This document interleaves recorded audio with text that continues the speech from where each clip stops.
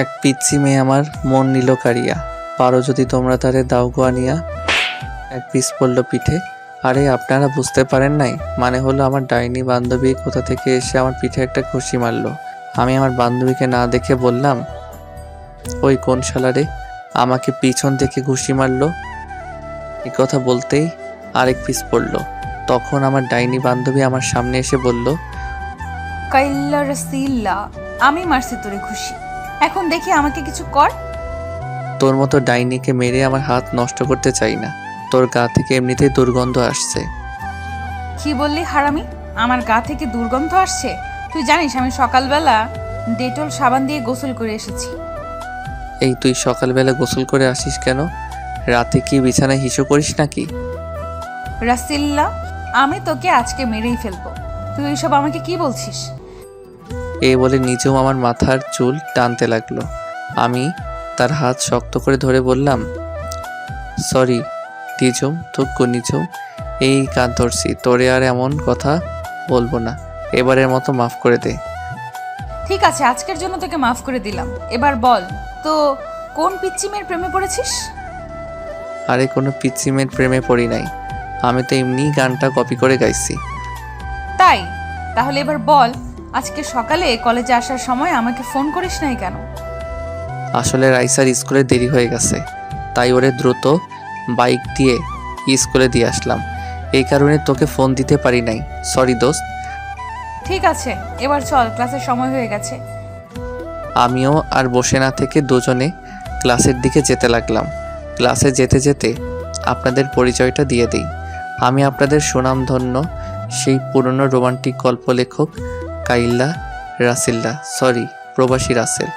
আমার পরিবারের সদস্য 4 জন, বাবা মা এবং আমার ছোট আদরের কলিজার বোন রাইসা আর আমি। আমাদের নিজস্ব ব্যবসা প্রতিষ্ঠান আছে, আব্বু ওগুলো দেখাশোনা করে, আম্মু বাসায় থাকে।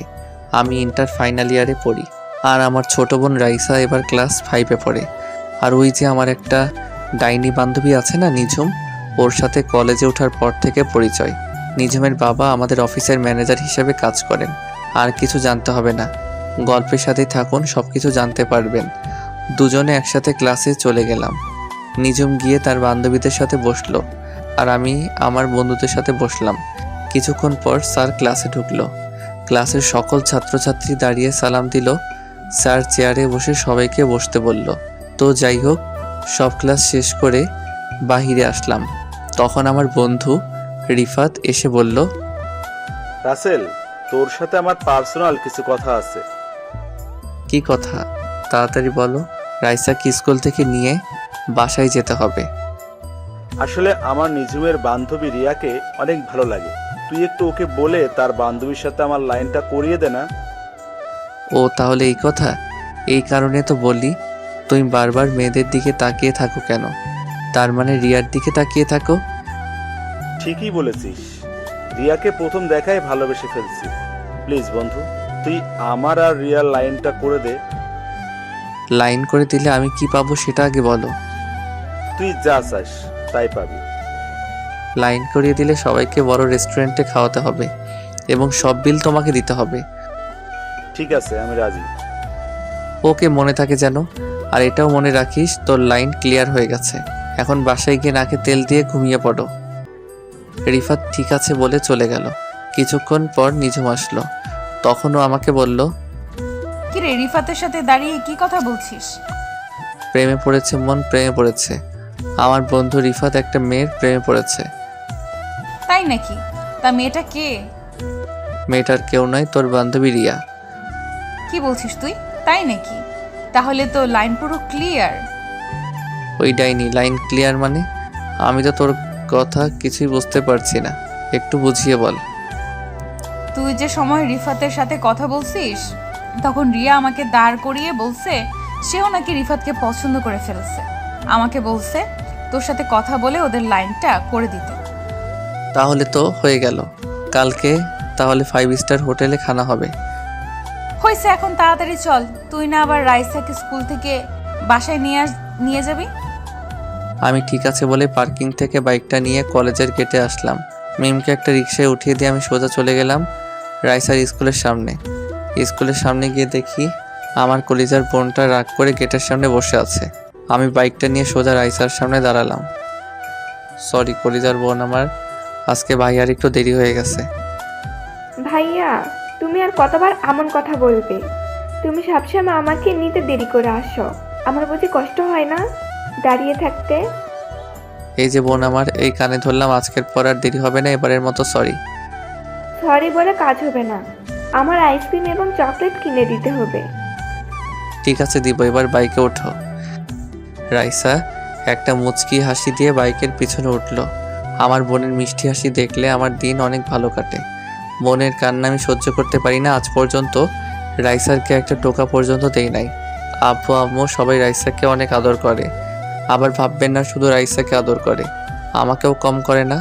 তো যাই হোক, রাইসাকে নিয়ে বাসায় চলে আসলাম। আসার সময় রাইসাকে আইসক্রিম এবং চকলেট কিনে দিছি। বাইক পার্কিং করে দুই ভাই বোন বাসার কলিং বেল চাপ দিলাম। খালা এসে দরজা খুলে দিল। খালা মানে কাজের বুয়া, আমি ওনাকে খালা বলে ডাকি। দুই ভাই বোন বাসার ভিতরে ঢুকে আমি আমার রুমে এবং রাইসা তার রুমে চলে গেল।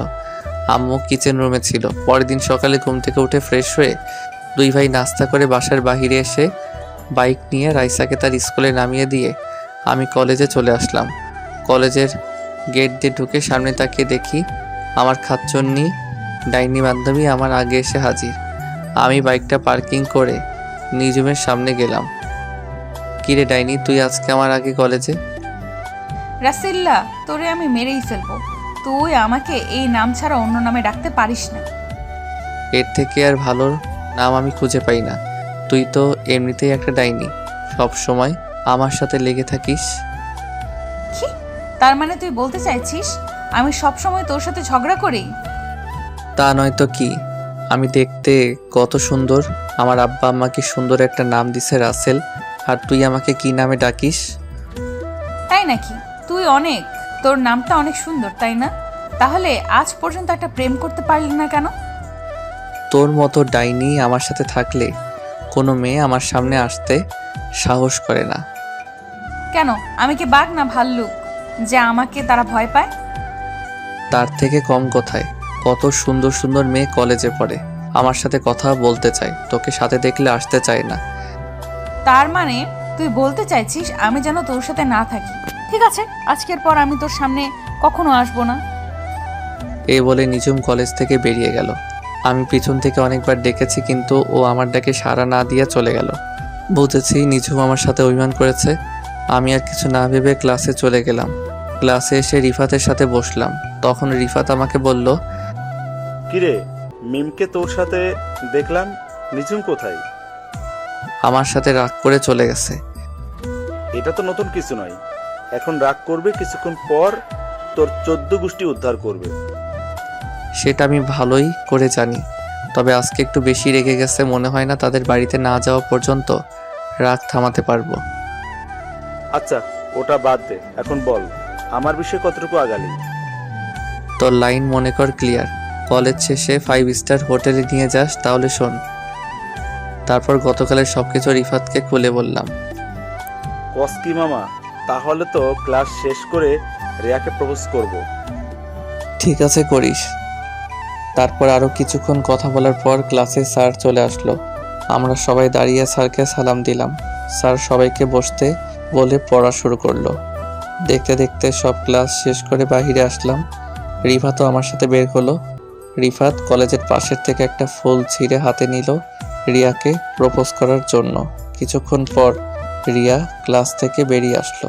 রিফাত রিয়ার সামনে হাঁটু গেড়ে বসে প্রপোজ করতেই এমন কিছু দেখতে পাবো সেটা কখনোই আশা করি নাই। রিফাত রিয়াকে প্রপোজ করতেই রিয়া রিফাতের গালে ঠাস করে একটা থাপ্পড় মেরে দিল। কি থেকে কি হয়ে গেল আমি দাঁড়িয়ে না থেকে ওদের সামনে গিয়ে রিয়াকে বললাম, রিয়া তুই এটা কি করলি? তুই রিফাতকে থাপ্পড় মারলি কেন? তুই না ওকে পছন্দ করিস? মিম আমাকে সবকিছু খুলে বলছে। আরে ও ভাবলো কি রে, আমি ওকে ভালোবাসবো? যে ছেলে আমার ভাইকে কলেজের সবার সামনে মারতে পারে, আমি তাকে ভালোবাসবো? তোর ভাই মানে? তুই কার কথা বলছিস? আমার ভাই হচ্ছে এই এলাকার মেয়র আমজাদ খানের ছেলে, মুরাদ চৌধুরী। রিফাত, তার মানে আমি অসুস্থ থাকা অবস্থায় তুই যে ছেলেকে মারছিস, রিয়া সেই ছেলের কথা বলছে? রাসেল, আর ওই ছেলেটাকে কেন মেরেছি তুই তো সব কিছু জানিস। ও আচ্ছা, তার মানে ঘটনা এখানে। আর রিয়া তোর ভাই তোকে বলে নাই কেন রিফাত তোর ভাইকে মেরেছে? বলেছে, মুরাদ বলেছে। সে নাকি রাস্তা দিয়ে বাইক চালিয়ে আব্বুর এক জনসভায় যাচ্ছিল, তখন হঠাৎ রিফাত কিছু ছেলে নিয়ে আমার ভাইকে আটকে কলেজের মাঠে নিয়ে এসে অনেক মারে। এই জন্য আমি এই কলেজে নতুন ভর্তি হই, আমার ভাইয়ের প্রতিশোধ নিতে। এবার রিয়া আমার কথা শোন, তোর ভাই কি করেছে জানিস? রিফাতের বোন পায়েলকে প্রতিদিন কলেজে যাওয়া আসার সময় ডিস্টার্ব করতো, তাই রিফাত ওকে মারলো। তোর মাথা ঠিক আছে? আমার ভাই প্রতিদিন ওর বোনকে কিভাবে ডিস্টার্ব করলো? আমার ভাই যেদিন মার খেয়েছে ওই দিনই কানাডা থেকে দেশে এসেছে। এসে ও আব্বুর সাথে দেখা করতে যাচ্ছিল। আমরা দুই ভাই বোন জমজ হয়েছি। মুরাদ কানাডা পড়াশোনা করেছে আর আমি দেশে করতাম। কি বলছিস তুই? তাহলে মনে হয় এখানে মিস্টেক হয়ে গেছে, তুই ওকে মাফ করে দে। না, আমি ওকে কখনো মাফ করব না। এই বলে রিয়া চলে গেল। বেচারা রিফাত চেহারা মন মরা করে দাঁড়িয়ে আছে। তখন আমি বললাম, চিন্তা করিস না, রিয়ার মনে তোর জন্য একটু ভালোবাসা থাকে, তাহলে দেখবি রিয়া ঠিকই তোর কাছে ফিরে আসবে। এখন বাসায় চলে যা। রিফাত কিছু না বলে চলে গেল। হঠাৎ আমার মনে পড়লো, রাইসাকে তো স্কুল থেকে নিতে হবে, স্কুল তো ছুটি হয়েছে, প্রায় 1 ঘন্টার উপরে হয়েছে। আল্লাহ জানে আমার কপালে কি আছে। আমিও দাঁড়িয়ে না থেকে বাইক নিয়ে সোজা রাইসার স্কুলের সামনে চলে আসলাম। কিন্তু স্কুলের সামনে এসে দেখি রাইসা নেই। তখন আমি স্কুলের দারোয়ান চাচাকে বললাম, চাচা আমার বোন রাইসা কোথায়? ওকে তো দেখছি না। রাইসা মামুনিকে গেটের সামনে দাঁড়িয়ে থাকতে দেখলাম, এখন কোথায় গেছে বলতে পারবো না। আমি একটু আগে গেট রেখে দোকানে গিয়েছি, এসে দেখি রাইসা নেই। আমি তো মনে করছি তুমি এসে নিয়ে গেছো। চাচা আমি তো মাত্র আসলাম, কলেজে একটা কাজে দেরি হয়ে গেছে। তাহলে তুমি বাসায় একটা কল দিয়ে দেখো, হয়তো তোমার পরিচিত কেউ নিয়ে গেছে। আমি চাচার কথা মতো বাসায় আম্মুকে ফোন দিলাম। আম্মু ফোন ধরার পর আমি বললাম, আম্মু রাইসা কি বাসায় গেছে? রাইসাকে তো সেই কখন তোর আব্বু বাসায় নিয়ে এসেছে। অফিস থেকে তোর বাসায় একটা কাজের জন্য আসছিল, তখন রাইসার স্কুলের সামনে থেকে তোর আব্বু রাইসাকে নিয়ে আসে। ওহ আসলে আম্মু আমি কলেজে একটা কাজে আটকে গেছি, তাই দেরি হয়ে গেছে। ঠিক আছে, সমস্যা নেই, তুই এখন তাড়াতাড়ি বাসায় আয়। আম্মু আমি বাসায় আসতে একটু লেট হবে, কারণ নিজুম ডাইনি আজকে আমার সাথে রাগ করেছে। আগে ওর রাগটা কমিয়ে আসি। তোরা দুইটা কি ভালো হবে না? সব সময় টমন জেরির মতো লেগে থাকিস কেন? আচ্ছা ঠিক আছে, তোমার সাথে বাসায় আসলে কথা বলবো, এখন রাখি। এ বলে ফোন কেটে দিয়ে বাইক চালিয়ে সোজা নিজমের বাসার সামনে চলে আসলাম। কিন্তু বাসার সামনে এসে আমি পুরো হয়ে গেলাম। নিজমের বাসার সামনে এসে দেখি তাদের বাসায় তালা দেওয়া। আমি পকেট থেকে মোবাইল বের করে নিজমের মোবাইলে ফোন দিলাম, কিন্তু অবাক করার ব্যাপার হলো নিজমের মোবাইল বন্ধ বলছে। আমি অনেকবার নিজমের মোবাইলে ফোন দিলাম, কিন্তু বারবার বন্ধ বলছে। মনটা পুরো খারাপ হয়ে গেল। আমি আর দাঁড়িয়ে না থেকে বাসায় চলে আসলাম। এভাবে দেখতে দেখতে 1 মাস চলে গেল, কিন্তু নিজুমের কোনো খবর পেলাম না। আব্বুকেও জিজ্ঞেস করছিলাম, আব্বু বলল নিজুমের বাবার অনেক বয়স হয়েছে তো, তাই চাকরির রিজাইন দিয়ে চলে গেছে, কিন্তু কোথায় গেছে সেটাও বলতে পারবে না। আমি নিজুমের সাথে কাটানোর সময়গুলো চিন্তা করি সব সময়। আগের মতো বাহিরে বন্ধুদের সাথে আড্ডা দেই, রাতে সবাই মিলে খাবার খাচ্ছি। তখন আব্বু বলল, কিরে রাসেল, তোর কি হয়েছে? সব সময় কেমন যেন মন মরা হয়ে থাকিস, নিজমের কথা ভাবছিস? জি আব্বু, আমার নিজমের সাথে কাটানোর সময়গুলো ভুলতে পারছি না। আমি বলি কি, তুই কোথাও গিয়ে ঘুরে আয়, দেখবি মন ভালো হয়ে যাবে। না আব্বু, আমি কোথাও ঘুরতে যাব না। আমি দেশের বাইরে পড়ালেখা শেষ করতে চাই। না, আমি তোকে দেশের বাইরে যেতে দিব না। তোকে ছাড়া এই বাসা পুরো খালি খালি লাগে। আম্মু প্লিজ, তুমি না করো না, কয়েকটা বছর মাত্র, প্লিজ আম্মু। তোকে ছাড়া আমরা কিভাবে থাকবো? রাসেলের আব্বু, তুমি কিছু বলছো না কেন? আমি কি বলবো, আজ পর্যন্ত রাসেলের কোনো কথা মানা করি নাই। ও যদি মনে করে দেশের বাইরে গিয়ে পড়বে, ওর জন্য ভালো হবে, তাহলে যাক। ভাইয়া, তুমি আমাদের ছেড়ে যেও না।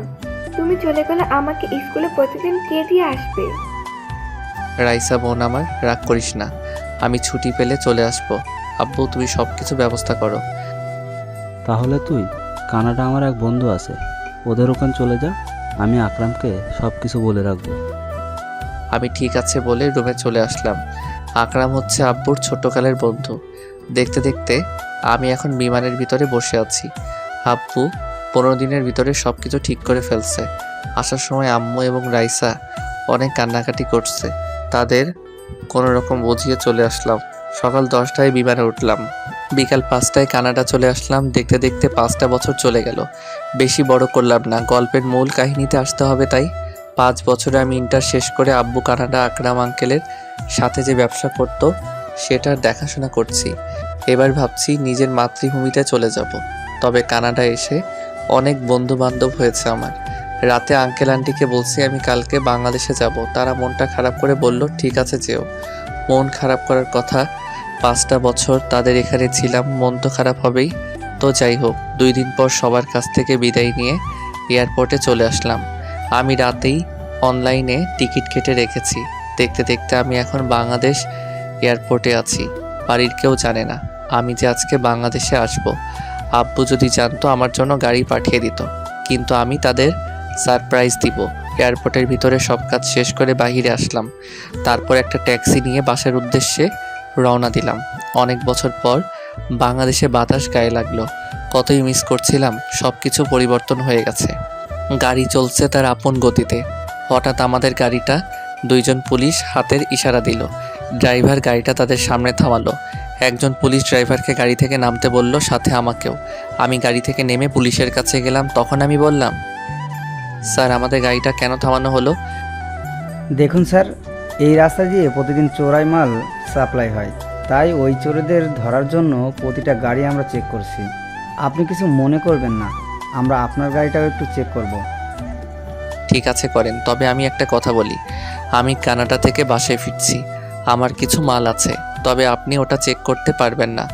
যদি ওটা চেক করার ইচ্ছা হয় তাহলে কষ্ট করে আমার বাসায় গিয়ে চেক করবেন, কারণ আমার অনেক মাল গাড়িতে। সরি স্যার, আমরা বাসায় গিয়ে চেক করতে পারবো না, এটা আমাদের ডিউটি। তবে স্যার আপনার পরিচয়টা দিলে ভালো হয়। জি অবশ্যই, আমি এই দেশের চৌধুরী গ্রুপ অফ ইন্ডাস্ট্রি কোম্পানির মালিক আসলাম চৌধুরীর একমাত্র ছেলে রাসেল চৌধুরী। কি আপনি আসলাম চৌধুরীর ছেলে? সরি স্যার, আমরা বুঝতে পারি নাই। আপনি যেতে পারেন। শুনুন স্যার, আইন সবার জন্য সমান। আমার বাবার পরিচয় পেয়ে আপনি আমাকে চার্জ করবেন না। এটা কেমন কথা আপনি আমার গাড়ি চেক করেন? সরি স্যার, আমি পারবো না। আপনার বাবার কানে যদি এই কথা যায় তাহলে আমার চাকরি থাকবে না। আপনি কিছু বলবেন না স্যার। আপনি যদি আমার গাড়ি চেক না করেন তাহলে আমি বাবার কাছে বলবো। এবার আপনি বলুন কি করবেন? পুলিশ লোকটা আর না দাঁড়িয়ে থেকে আমার গাড়িটা কোনো রকম চেক করে বলল, স্যার হয়ে গেছে, আপনি এখন যেতে পারেন। হঠাৎ আমার পিছন থেকে মেইলি কণ্ঠে একটা মেয়ে বলল, কি হয়েছে আনোয়ার চাচা? আমি দূর থেকে এতক্ষণ তাকিয়ে দেখলাম আপনি এই লোকটার সাথে অনেকক্ষণ দাঁড়িয়ে কথা বলছেন এবং কোনো রকম গাড়িটা চেক করছেন। সমস্যা কি আমাকে বলুন। আসলে নিঝুম মামুনি, উনি হচ্ছেন এই শহরের আসলাম চৌধুরীর একমাত্র ছেলে রাসেল চৌধুরী। এবার আমি ওই মেয়েটার দিকে তাকালাম। মেয়েটার দিকে তাকিয়ে আমি পুরো থ হয়ে গেলাম। এ আর কেউ নাই, নিঝুম। নিঝুমকে দেখে আমি সাথে সাথে জড়িয়ে ধরলাম, কিন্তু নিঝুমকে জড়িয়ে ধরার পর এমন কিছু হবে সেটা কখনো ভাবতে পারিনি। আমি নিঝুমকে জড়িয়ে ধরার পর নিঝুম আমাকে জোর করে ছাড়িয়ে গালে ঠাস করে একটা থাপ্পড় মেরে দিল। থাপ্পড় মেরে নিঝুম বলতে লাগলো, তো সাহস কি করে হলো? রাস্তায় তুই একজন এসআইকে জড়িয়ে ধরিস? বড়লোকের ছেলে বলে সবাইকে পুতুল মনে করেছিস, যেমনি খুশি নাচবে? নিঝুম তুই আমার সাথে এমন করছিস কেন? এত বছর পর তোকে দেখলাম, তাই আবেগটা কন্ট্রোল করতে পারি নাই। এই মিস্টার, আমি আপনাকে চিনি না, আর রাসেল নামের কোনো ছেলের সাথে আমার কখনো পরিচয় ছিল না। আপনি এখন আসতে পারেন। আমি আর কোনো কথা বললাম না। নিঝুম সাধারণ একটা বিষয় নিয়ে এখন আমার উপর রেগে আছে, তাই বলে আমার সাথে এমন বিহেভ করবে? চোখ দিয়ে কখন যে 2 ফোঁটা পানি পড়ে গেল বুঝতে পারিনি। চোখের পানি মুছে গাড়িতে উঠলাম। একটা কথা বলতে কি, নিঝুম আগের থেকে অনেক সুন্দর হয়েছে, আর এসআইয়ের পোশাকে তো দারুণ মানিয়েছে নিঝুমকে। দেখতে দেখতে বাসার সামনে চলে আসলাম, কিন্তু বাসার সামনে এসে তো আমি আরও অবাক হয়ে গেলাম। বাসার সামনে এসে দেখি আমাদের বাড়িটা আলোকসজ্জা দিয়ে সাজিয়ে রেখেছে। বাসায় কি হচ্ছে আমি তো কিছুই জানি না। আমি গাড়ি থেকে নেমে দারোয়ান চাচাকে গেট খুলতে বললাম, তারপর গাড়ি বাসার ভিতরে ঢুকলো। আমি দারোয়ান চাচাকে বললাম, চাচা বাসা এত সুন্দর করে সাজানোর কারণ কি? ও মা, সে কি তুমি কিছুই জানো না? আজকে রাইসা মামনির জন্মদিন, সেজন্যই তো এত আয়োজন। ও শিট, আমি তো ভুলেই গেছি। আজকে যে রাইসার জন্মদিন, যাক ভালোই হলো। রাইসার জন্য কানাডা থেকে ওর পছন্দের একটা ঘড়ি এনেছি, ওটাই উপহার দিব রাইসাকে। আমি চাচা এবং ড্রাইভারকে বললাম আমার মালগুলো বাসার ভিতরে নিয়ে আসতে। আমি বাসার কলিং বেল চাপ দিলাম। খালা এসে দরজা খুলে দিল। বাসার ভিতরে ঢুকে দেখি পুরো বাসা মেহমান দিয়ে ভরপুর, সব নামি দামি গেস্ট। ও আপনাদের তো বলতে ভুলে গেছি, পুরো বাড়ির চারপাশে পুলিশে পাহারা দিচ্ছে। শহরের নামকরা ব্যবসায়ীর মেয়ের জন্মদিন বলে কথা। হঠাৎ কোথা থেকে রাইসা আমাকে দেখতে পেয়ে দৌড়ে এসে জড়িয়ে ধরলো এবং কান্না শুরু করে দিল। আমি রাইসাকে বললাম, এই রাইসা, কান্না করছিস কেন? ভাইয়া তুমি আজকে বাড়িতে আসবে, সেটা আগে বলো নাই কেন? আরে আমি তো তোদের সারপ্রাইজ দিব বলে বলি নাই। তাই বলে তুমি এইভাবে আসবে? তুমি জানো তোমাকে আমি অনেক মিস করছি। হয়েছে বোন, এবার কান্না বন্ধ কর। এখন তো চলে আসছে, এবার বল আব্বু আম্মু কোথায়? আম্মু পাকঘরে আছে, আব্বু তার গেস্টদের সাথে কথা বলছে। ঠিক আছে, আমি আব্বু আম্মুর সাথে দেখা করে আসি। রাইসা ঠিক আছে বলে আমার সাথে যেতে লাগলো। হঠাৎ একটা জায়গায় চোখ পড়ল।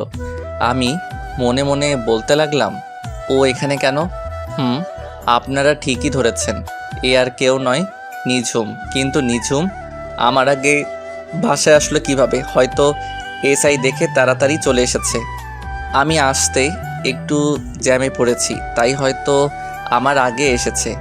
তবে নিঝুম দাঁড়িয়ে ছেলেদের সাথে হেসে হেসে কথা বলছে, সেটা আমার অনেক খারাপ লাগলো। আমি আর দাঁড়িয়ে না থেকে আম্মুর কাছে গেলাম। আম্মু আমাকে দেখে জড়িয়ে ধরে কান্না করে দিল। তখন আমি বললাম, এই আম্মু, তুমি কান্না করছো কেন? তোমার কান্না আমার ভালো লাগে না। এটা দুঃখের কান্না নয়, সুখের কান্না। তুই আমাদের বলে আসলি না কেন? বললে কি সারপ্রাইজ দিতে পারতাম। ঠিক আছে, এখন রুমে গিয়ে ফ্রেশ হয়ে নিচে আই। গেস্ট সবাই চলে এসেছে। তোর আব্বুর সাথে দেখা করছিস? এখনো করি নাই, ভাবছি তোমার সাথে দেখা করে তারপর আব্বুর সাথে দেখা করব। আচ্ছা, তুই ফ্রেশ হয়ে দেখা করিস, তুই অনেক দূর থেকে এসেছিস। আমি ঠিক আছে বলে আমার রুমে চলে আসলাম। আমার রুমটা আগের মতোই আছে, তবে রুমটা সুন্দর করে সাজিয়ে রেখেছে আম্মু। আমি আর কিছু না ভেবে ওয়াশরুমে চলে গেলাম। ফ্রেশ হয়ে গায়ের শার্টটা খুলে নতুন একটা পাঞ্জাবি পরেছি। পাঞ্জাবি পরে নিচে চলে আসলাম। তারপর আব্বুর সাথে করতে লাগলাম। আসসালামু আলাইকুম আব্বু, কেমন আছো? আরে রাসেল, তুমি কখন এসেছো? আমাকে তো বলে আসো নাই। আসলে আব্বু, তোমাদের সারপ্রাইজ দিব বলে বলি নাই। এসেছিস, ভালোই হয়েছে। চল তোকে সবার সাথে পরিচয় করে দিই। তারপর আব্বু সবার সাথে আমাকে পরিচয় করিয়ে দিল। দেখতে দেখতে অনুষ্ঠান শুরু হয়ে গেল। তবে আমি রুম থেকে আসার পর নিঝুমকে দেখতে পেলাম না। হঠাৎ দেখি নীল রঙের শাড়ি পরা একটা মেয়ে সিঁড়ি দিয়ে নিচে নামতে আসে। আমি তার দিকে ভালো করে তাকিয়ে পুরো অবাক হয়ে গেলাম। এ আর কেউ নয়, নিঝুম। নিঝুমকে নীল রঙের শাড়িতে পরীর মতো লাগছে। সব ছেলেরা নিঝুমের দিকে তাকিয়ে আছে। আমার কেমন যেন হিংসা হচ্ছে। তো যাই হোক, রাইসা কেক কাটার জন্য দাঁড়িয়ে আছে। আমি আব্বু এবং রাইসার পাশে দাঁড়ানো। বাকি সব গেস্ট আমাদের চারপাশে দাঁড়ালো। রাইসা কেক কাটার পর সবাই তাকে অভিনন্দন জানিয়েছেন। রাইসা প্রথমে কেক কেটে আমাকে খাইয়ে দিল। তারপর আব্বু আম্মুকে, আমিও রাইসাকে খাইয়ে দিলাম। নিঝুম এসে রাইসাকে কেক খাইয়ে দিল। তার গান বাজনা হলো। আমি আর দাঁড়িয়ে না থেকে বাসার ছাদে চলে আসলাম। কিছুক্ষণ পর দেখি নিঝুম ছাদে আসলো। ছাদে এসে কার সাথে যেন মোবাইলে হেসে হেসে কথা বলতে আছে। আমি নিঝুমের সামনে গেলাম। তখন নিঝুম ফোন কেটে দিয়ে আমাকে বলল, আপনি আমার সামনে কেন এসেছেন? কিছু বলবেন? বলার তো অনেক কিছু আছে, কিন্তু তুমি তো আমার কোনো কথা শুনছো না। হ্যালো মিস্টার, আমাকে তুমি করে না বলে আপনি করে বলুন। আর যেটা বলবেন তাড়াতাড়ি বলুন, আমার এখনো ডিউটি চলছে। আচ্ছা, আপনি এত বদলে গেলেন কিভাবে? আপনি কলেজ থেকে গিয়ে কোথায় হারিয়ে গেলেন? আপনাকে আমি পুরো ঢাকা শহর খুঁজেছি। সেটা আমি আপনাকে বলার প্রয়োজন মনে করি না। কেন, সেটা কি আমি জানতে পারি? আমার দোষটা কি ছিল? আমি তো আপনার সাথে একটু মজা করছিলাম, কিন্তু আপনি যে এত অভিমান করবেন সেটা আমার জানা ছিল না। অতীত নিয়ে আমি আপনাকে কিছু বলতে পারবো না, আমি গেলাম। এ বলে নিঝুম আমার সামনে থেকে চলে গেল। আমি মনে মনে ভাবতে লাগলাম, নিঝুম আমাকে না চেনার ভান করছে কেন, আমার সাথে এরকমভাবে কথা বলছে কেন। আমাকে সব কিছু বের করতে হবে। আমি ছাদে আর দাঁড়িয়ে না থেকে নিচে চলে আসলাম। বাসায় সব গেস্ট চলে গেছে। রাতে সবাই একসাথে বসে খাবার টেবিলে গেলাম খাবার খেতে। হঠাৎ দেখি নিঝুম সিঁড়ি দিয়ে নেমে আমাদের সাথে বসলো। আমি তো কিছুই বুঝতে পারছি না। তখন আমি আম্মুকে বললাম, আম্মু, এসআই ম্যাম দেখি আমাদের সাথে খেতে বসেছে, কারণ কি? ওহ, তোকে তো বলাই হয়নি। নিজুমের এই দুনিয়ায় আপন বলতে কেউ নেই। নিজুমের আব্বু আম্মু দুজনে মারা গেছেন, তাই নিজুমকে তোর আব্বু আমাদের বাসায় নিয়ে এসেছে। ওনার আব্বু আম্মু কিভাবে মারা গেছে, আর উনি কতদিন ধরে আমাদের বাসায় থাকেন? নিজুম তো প্রায় আজ 4 বছর ধরে আমাদের সাথে থাকে। কি?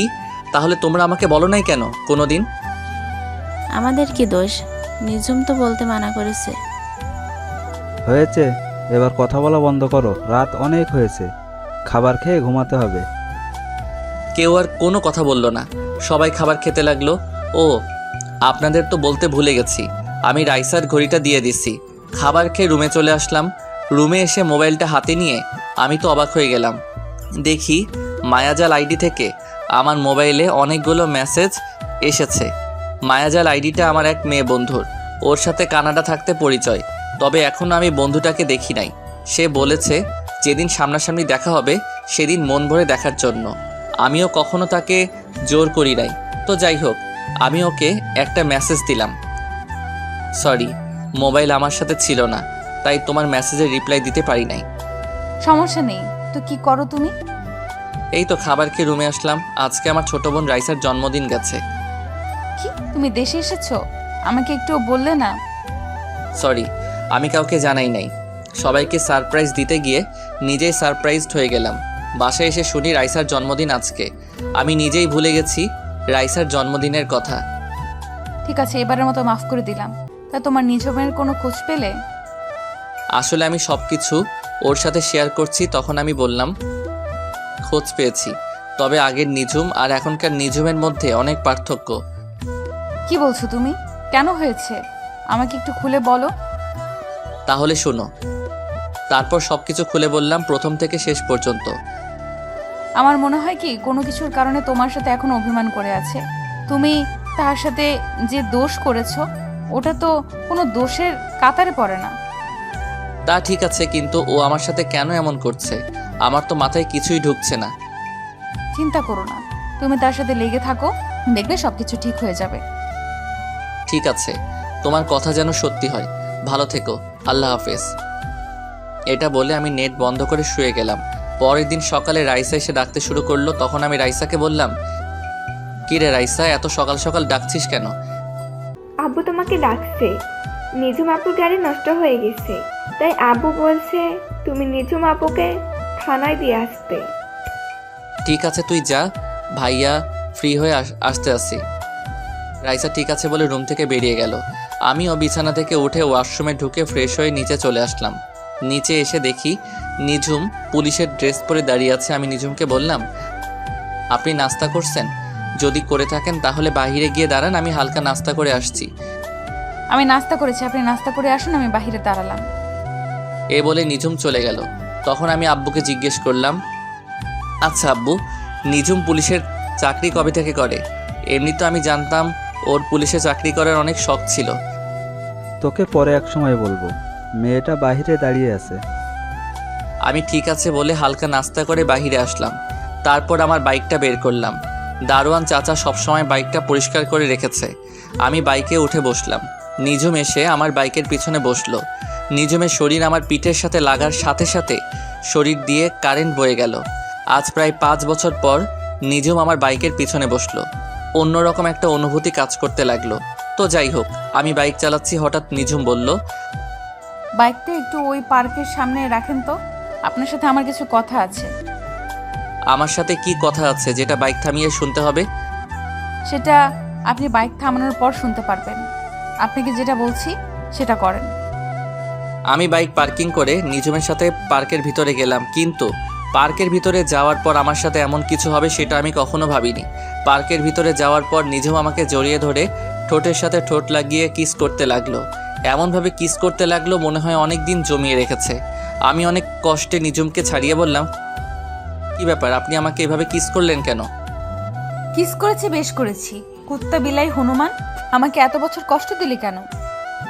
শুনুন, আমি বুঝতে পারি নাই আপনি যে আমার কথায় রেগে যাবেন। আমি তো শুধু মজা করছিলাম। ওই রাসিল্লার বাচ্চা, তুই আমাকে আপনি করে বলছিস কেন? আপনি একজন এসআই, আপনাকে তো সম্মান দিয়ে কথা বলতে হবে, তা না হলে তো থাপ্পড় মারবেন। আসলে ওই দিন রাস্তায় মানুষের সামনে জড়িয়ে ধরেছিস তো, তাই নিজেকে কন্ট্রোল করতে পারি নাই। ওই দিন না হয় নিজেকে কন্ট্রোল করতে পারেন নাই, তাহলে আজকে পার্কে এত মানুষের সামনে জড়িয়ে ধরে কিস করলেন কেন? আসলে তোকে সামনে দেখলে কেমন যেন জড়িয়ে ধরতে ইচ্ছে করে, তাই আজকে পার্কে জড়িয়ে ধরলাম। জড়িয়ে ধরলেন ভালো কথা, তাহলে আমাকে কিস করলেন কেন? ভালোবাসার মানুষকে কিস করতেই পারি, এটা স্বাভাবিক। ভালোবাসার মানুষ মানে? আপনি কি বলছেন, মাথা ঠিক আছে আপনার? আমি একজন এসআই, আমার মাথা সবসময় ঠিক থাকে। কিন্তু আমি তো কখনো আপনাকে ভালোবাসি নাই। ভালোবাসিস নাই, এখন থেকে ভালোবাসতে শুরু কর, আর তোর এই আপনি বলা বন্ধ কর। সরি নিজুম ম্যাম, আপনি একজন এসআই, আমি আপনাকে ভালোবাসতে পারবো না, কারণ অন্য আরেকজনকে ভালোবাসি। ও সরি, আমি বুঝতে পারি নাই, তুমি আমাকে মাফ করে দিও। ঠিক আছে, তবে এরকম ভুল আর যেন না করেন। তো চলুন আপনাকে থানায় নামিয়ে দিয়ে আসি। তোকে আর কষ্ট করতে হবে না, আমি একাই যেতে পারবো। এই বলে নিজম পার্ক থেকে বেরিয়ে গেল মন খারাপ করে। আপনারা কি মনে করেছেন আমি নিজমকে ভালোবাসি না? তাহলে ভুল ভাবছেন। আমি নিজমকে প্রথম দেখায় ভালোবেসে ফেলেছি। ওকে একটু কষ্ট দেওয়ার জন্য এমন করেছি, কারণ ও আমাকে থাপ্পড় মেরেছে, ওইটার জন্য একটু কষ্ট দিব। তো যাই হোক, আমি পার্ক থেকে বেরিয়ে বাইক নিয়ে বাসার দিকে আসার সময় হঠাৎ দেখি রিফাতের মতো একটা ছেলে ভিক্ষা করতে আসে। আসলে কানাডা যাওয়ার পর রিফাতের সাথে আর কোনো যোগাযোগ হয়নি। আমি বাইকটা নিয়ে ছেলেটার সামনে গেলাম। আমি দূর থেকে যেটা আন্দাজ করছি সেটাই হয়েছে। আমি রিফাতের সামনে যাওয়ার পর রিফাতের দিকে তাকিয়ে অবাক হয়ে গেলাম। কি রিফাত, কি হয়ে গেল? নোংরা জামা কাপড় পরে আছে, চেহারার দিকে তাকালে বোঝা যায় 2-3 দিন মনে হয় কিছু খাইনি। আমি রিফাতকে বললাম, কিরে রিফাত, কেমন আছিস? আর তোর এই অবস্থা কেন? তুই তো এমন ছিলি না, কি হয়েছে আমাকে সব কিছু খুলে বল। বন্ধু, তোকে সব কিছু বলবো। 2 দিন ধরে কিছু খাইনি, খুব ক্ষুধা লাগছে। এই 2 দিন ধরে পানি খেয়ে আসি। আমাকে হোটেলে ভাত খাওয়াবি? আরে তুই এটা কি বলছিস? তুই 2 দিন ধরে না খেয়ে আছিস, তাড়াতাড়ি আমার সাথে হোটেলে চল। এই বলে রিফাতকে নিয়ে একটা হোটেলে গেলাম। তারপর রিফাতকে পেট ভরে খাবার খাওয়ালাম। এরপর দুজনে রাস্তার পাশে একটা জায়গায় বসলাম। তখন আমি বললাম, এবার বল, তোর এই অবস্থা কেন? তোদের তো কখনো কোনো কিছুর কমতি ছিল না। তাহলে শোন, এই সব কিছুর জন্য ওই রিয়া মেয়েটাই দায়ী। মানে কি বলছিস তুই? রিয়া তোর সাথে কি করেছে? রিয়া শুধু আমার সাথে করে নাই, ওর বাবা মিলে করেছে। তুই বলছিস না, রিয়ার মনে যদি আমার জন্য ভালোবাসা থাকে তাহলে রিয়া ঠিকই আমার কাছে ফিরে আসবে। সেটা তো আমি বলেছি, তারপর কি হলো? তোর কথা মতো রিয়া কিছুদিন পর আমার কাছে এসে ক্ষমা চেয়ে ভালোবাসি বলেছে, কিন্তু ওর মনে যে অন্যটা ছিল সেটা আমার জানা ছিল না। 2-3 মাস ভালোই আমাদের প্রেম চলছিল। হঠাৎ রিয়া আমার সাথে এমন কিছু করবে সেটা আমি কখনো ভাবিনি। হঠাৎ তোর সাথে রিয়া কি করেছে? হঠাৎ একদিন রিয়া আমাকে বলছে আমার বাবাকে নিয়ে যেন তাদের বাসায় যাই। আমিও আব্বুকে বুঝিয়ে রিয়াদের বাসায় আব্বুকে নিয়ে যাই। তাহলে একটু চলুন, ওখানে কি হয়েছে তাদের মুখ থেকে শুনে আসি। আমরা একটু অতীত থেকে ঘুরে আসি। রিফাত তার আব্বুকে নিয়ে রিয়াদের বাসার সামনে দাঁড়িয়ে কলিং বেল চাপ দিল। কিছুক্ষণ পর কাজের বুয়া এসে দরজা খুলে দিল। রিফাত এবং তার আব্বু ভিতরে গিয়ে সোফায় বসলো। কিছুক্ষণ পর রিয়া এবং রিয়ার আব্বু ওপর থেকে সিঁড়ি দিয়ে নেমে আসলেন। তখন রিয়ার আব্বু বলল, আরে খান সাহেব, কেমন আছেন? ব্যবসা বাণিজ্য কেমন চলছে? আলহামদুলিল্লাহ ভালো আছি। আপনি কেমন আছেন?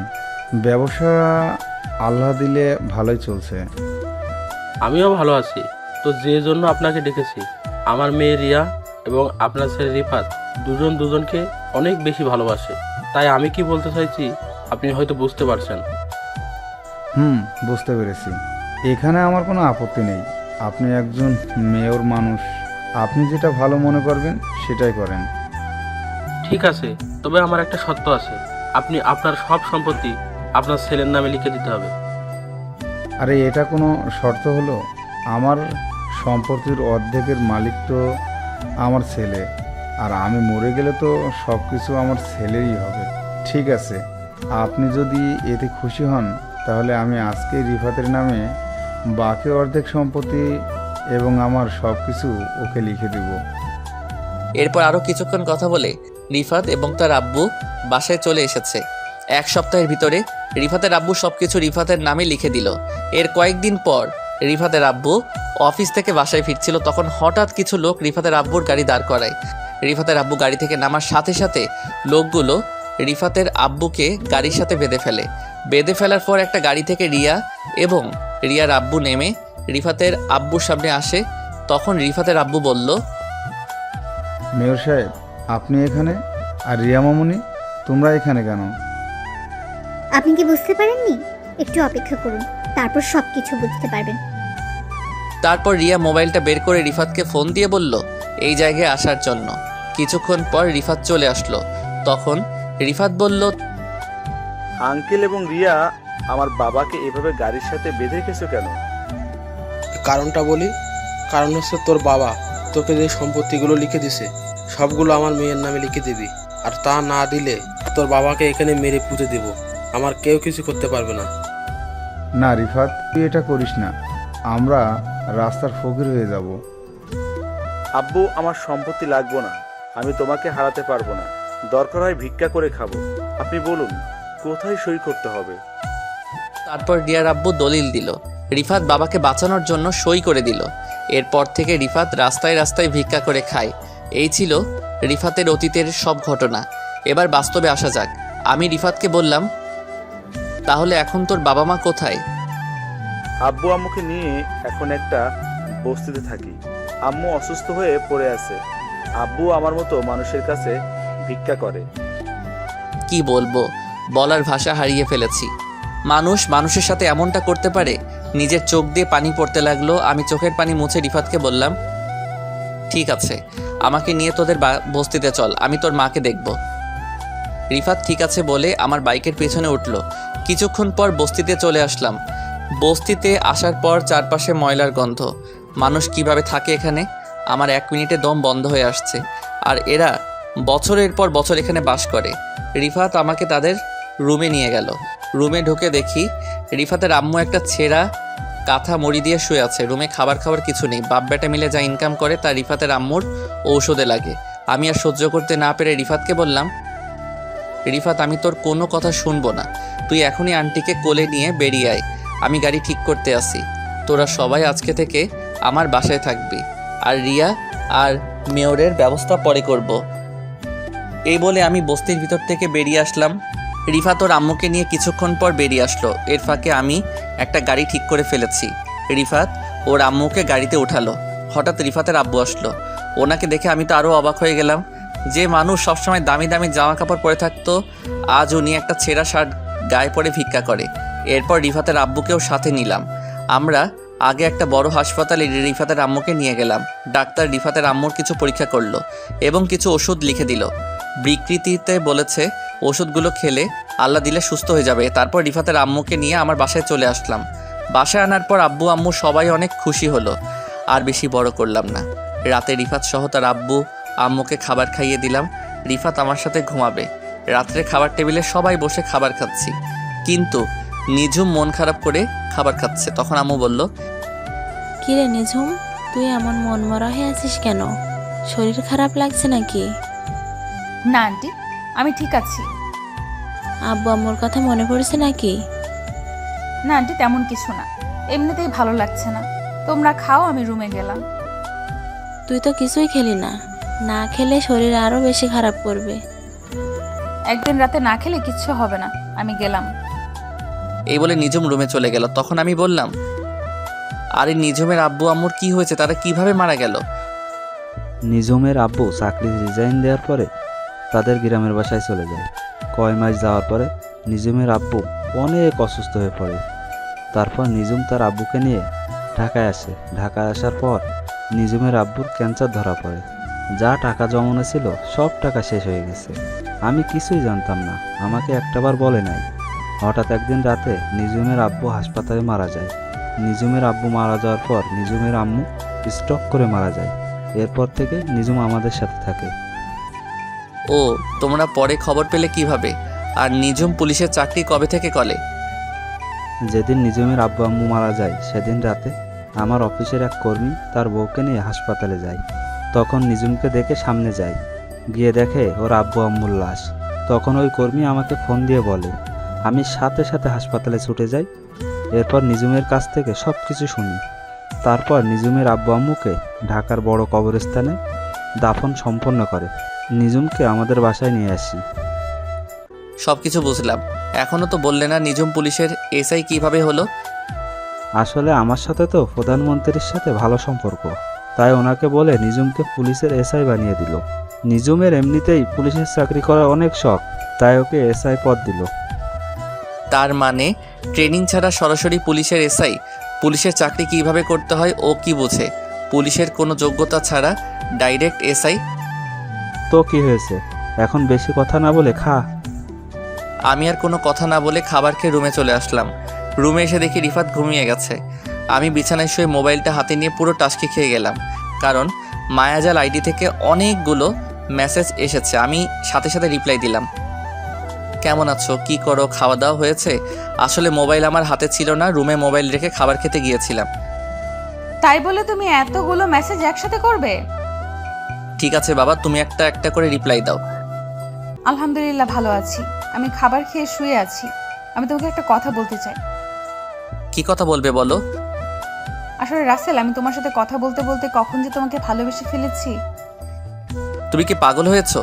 আজ পর্যন্ত তোমার নাম, বাড়ি কোথায়, তোমার চেহারা, তুমি ছেলে নামে কিছুই জানি না, শুধু মেসেজে কথা বলছি।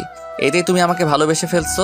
কিন্তু আমি তো তোমাকে ভালোবাসতে পারবো না, কারণ আমার জীবনে একজন মনের মানুষ আছে। আমি তোমাকে বন্ধু ছাড়া কিছুই ভাবি না। ঠিক আছে, আজকে তাহলে তুমি আমার সাথে দেখা করো, তারপর আমার চেহারা, আমার নাম, বাড়ি কোথায় সব কিছু জানতে পারবে। দরকার নেই দেখা করার, আর করলেও কখন আমি তোমাকে ভালোবাসতে পারবো না। আমি একজনকে অনেক অনেক বেশি ভালোবাসি। আচ্ছা, সে মেয়েটা আমার থেকে বেশি সুন্দর হবে। আমি কি তোমাকে দেখেছি নাকি তুমি সুন্দর নাকি অসুন্দর? আর তুমি বিশ্ব সুন্দরী হলেও আমি তোমাকে ভালোবাসতে পারবো না। আমার এই মন শুধু একজনকে দিয়েছি। ওই মেয়েটার নাম কি, বাড়ি কোথায়? ওই মেয়েটা আমার কলেজ লাইফের বান্ধবী, তার নাম নিঝুম। সে কি তোমাকে কখনো ভালোবাসার কথা বলেছে? আমাকে সে অনেক বেশি ভালোবাসে, কিন্তু আমি তাকে মানা করে দিছি, কারণ সে আমাকে অনেক কষ্ট দিয়েছে। একটা সাধারণ বিষয় নিয়ে আমার সাথে অভিমান করে দূরে চলে গেছে। রাস্তায় সবার সামনে আমাকে থাপ্পড় মেরেছে, সেজন্য তাকে একটু কষ্ট দিব। যাই করো, তবে বেশি কষ্ট দিও না, পরে আবার হারিয়ে ফেলবে। এবার ওকে হারাতে দিলে তো। ওর জন্য নিজের দেশ ছেড়ে বাহিরে চলে গেছি।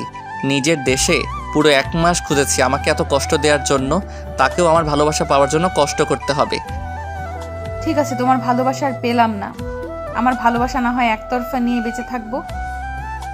এ বলে মায়াজাল অফলাইনে চলে গেল। আমি মোবাইল রেখে ঘুমিয়ে গেলাম। পরের দিন সকালবেলা সবাই মিলে নাস্তা করছি, আর নিঝুমের দিকে তাকিয়ে দেখি আজকে কেমন যেন খুশি খুশি লাগছে তাকে। গতকাল দেখলাম মন খারাপ, আজকে দেখি খুশি। আমি নিঝুমের দিক থেকে চোখ সরিয়ে ফেললাম। তখন আমি আব্বুকে বললাম, আব্বু তুমি রিফাতকে আমাদের অফিসে বড় একটা পোস্টে কাজে লাগিয়ে দাও। আরে এটা অনেক কথা বলছিস, রিফাত ওর নিজের অফিস মনে করে চালাবে, ওর যখন মন চাই অফিসে যেতে পারে। ঠিক আছে আঙ্কেল, তবে আম্মু আরেকটু সুস্থ হোক, তারপর যাব। ঠিক আছে বাবা, আমি তোমাকে এখন যেতে বলছি না। তবে আঙ্কেল, আমার একটা শর্ত আছে। আমি চাকরি করার পর আমি আব্বু আম্মুকে নিয়ে অন্য বাসায় থাকবো। তুমি একথা কেন বলছো সেটা আমি বুঝতে পারছি, সমস্যা নাই। আমি অফিস থেকে তোমাকে একটা ফ্ল্যাট দিব, তুমি ওখানে তোমার আব্বু আম্মুকে নিয়ে থেকো, আর অফিসে যাওয়ার জন্য একটা নিউ কার তোমাকে দেয়া হবে। সেটা হলে তো আরো বেশি ভালো হয়। আপনি সবকিছু ব্যবস্থা করুন। আব্বু ঠিক আছে বলে রুমে চলে গেল। তখন নিঝুম আম্মুকে বলল, আন্টি, আমি একটু মার্কেটে যাব, তুমি রাসেলকে বলো আমাকে নিয়ে যেতে। আপনার গাড়ি থাকতে আমাকে বলছেন কেন? আর আমি আপনাকে কোথাও নিয়ে যেতে পারবো না। রাসেল, মেয়েটা এত করে যখন বলছে, তুই বাবা নিজুমকে নিয়ে মার্কেটে যা। আম্মু, এত সকালে কি এখনো মার্কেট খুলছে নাকি?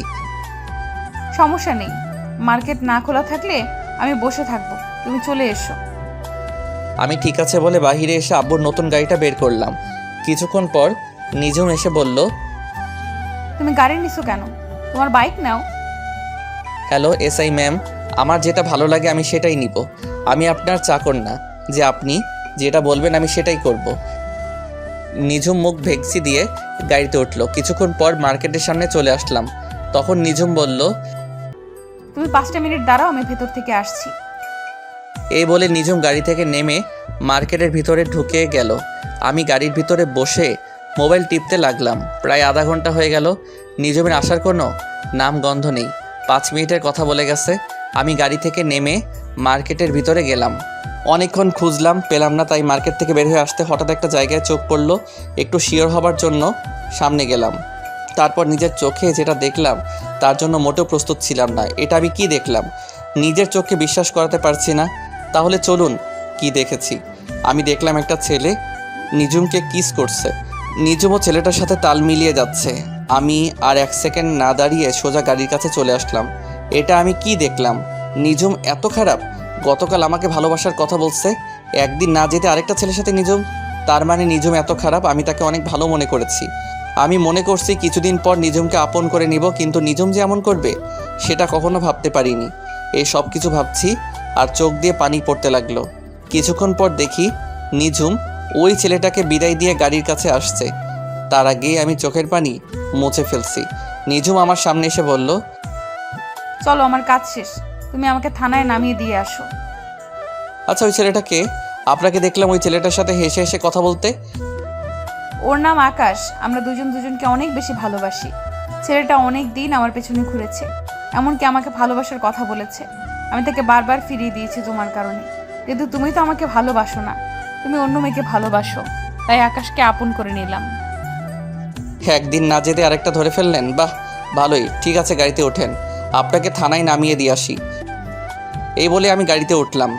নিজুমও গাড়িতে উঠলো। তারপর নিজুমকে নিয়ে থানায় চলে আসলাম। নিজুম গাড়ি থেকে নেমে সোজা থানার ভিতরে চলে গেল। আমি গাড়ি ঘুরিয়ে বাসায় চলে আসলাম। নিজের রুমে এসে বিছানায় শুয়ে শুয়ে অনেক সময় কান্না করছি। তার মানে আমি নিজুমকে হারিয়ে ফেলেছি। আব্বু আম্মু বলেছে নিজুমের মনে কষ্ট না দেওয়ার জন্য, কারণ নিজুম বাবা মা মরা মেয়ে। এই সব কিছু ভাবতে ভাবতে কখন যে ঘুমিয়ে গেছি মনে নাই। হঠাৎ আম্মু এসে ডাকতে শুরু করলো। তখন আমি ঘুম থেকে উঠে বিছানায় বসলাম। আম্মু বলল, কিরে রাসেল, তোর কি শরীর খারাপ নাকি? এই অবেলায় শুয়ে আছিস? না আম্মু, আমি ঠিক আছি। বলো কেন ডেকেছো? রাইসার হাত খরচ শেষ হয়ে গেছে, তুই একটু করে রাইসার হাত খরচ দিয়ে আয়। আমি ঠিক আছে বলে বিছানা থেকে উঠে ফ্রেশ হয়ে একটা জামা গায়ে দিয়ে বাসা থেকে বেরিয়ে বাইক নিয়ে সোজা রাইসার হোস্টেলে চলে আসলাম। আসলে রাইসার সামনে এসএসসি পরীক্ষা, তাই রাইসাকে হোস্টেলে দেওয়া হয়েছে। আমি রাইসাকে ফোন দিয়ে নিচে আসতে বললাম। কিছুক্ষণ পর রাইসা নিচে আসলো, আমাকে দেখে জড়িয়ে ধরলো। তখন আমি বললাম, এই রাইসা ছাড়ো আমাকে। মানুষ দেখলে কি বলবে? মানুষ বলবে বুড়ি বোন ভাইকে জড়িয়ে ধরেছে। মানুষ দিয়ে আমার কি? আমি এখনো তোমার কাছে ছোট ভাইয়া। আমি জানি তো তুই আমার এখনো সেই ছোট্ট বোন। এখন বল কত টাকা লাগবে? তোমার যত টাকা মন চাই দিয়ে যাও। আর তুমি তো জানো আমি বাহিরের খাবার খাওয়া কমিয়ে দিচ্ছি। ঠিক আছে, এই নে, এখানে 20,000 টাকা আছে, এগুলো রাখ। শেষ হয়ে গেলে ভাইয়াকে একটা ফোন দিস। রাইসা ঠিক আছে বলে ভিতরে চলে গেল। আমি দাঁড়িয়ে না থেকে বাইক নিয়ে বাসায় যাওয়ার সময় হঠাৎ একজনকে দেখে আমার মাথা পুরো গরম হয়ে গেল। সে আর কেউ নয়, আসলাম মেয়রের মেয়ে রিয়া। রিয়া দেখে একজন রিক্সা চালককে মারতে আসছে। আমি বাইক নিয়ে সোজা রিয়ার সামনে গেলাম। বাইকটা দেখে রিয়াকে ঠাস করে একটা থাপ্পড় মেরে দিলাম। রিয়া গালে হাত দিয়ে আমাকে বলল, রাসেল, তুই আমাকে থাপ্পড় মারছিস কেন? তুই রাস্তায় এই বুড়ো মানুষটাকে মারছিস কেন? মারবো না তো কি করবো? উনি আমার কাছ থেকে 50 টাকার ভাড়া 100 টাকা চাইলো কেন? চাচা, আপনি 50 টাকার ভাড়া 100 টাকা কেন চেয়েছেন? উনি মার্কেটে নিয়ে গিয়ে প্রায় 2 ঘন্টা দাঁড় করিয়ে রেখেছে, তাই আমি 50 টাকা বেশি চেয়েছি। এ কারণে মেয়েটা আমাকে মারছে। কিরে, চাচা যেটা বলছে সেটা কি সত্যি?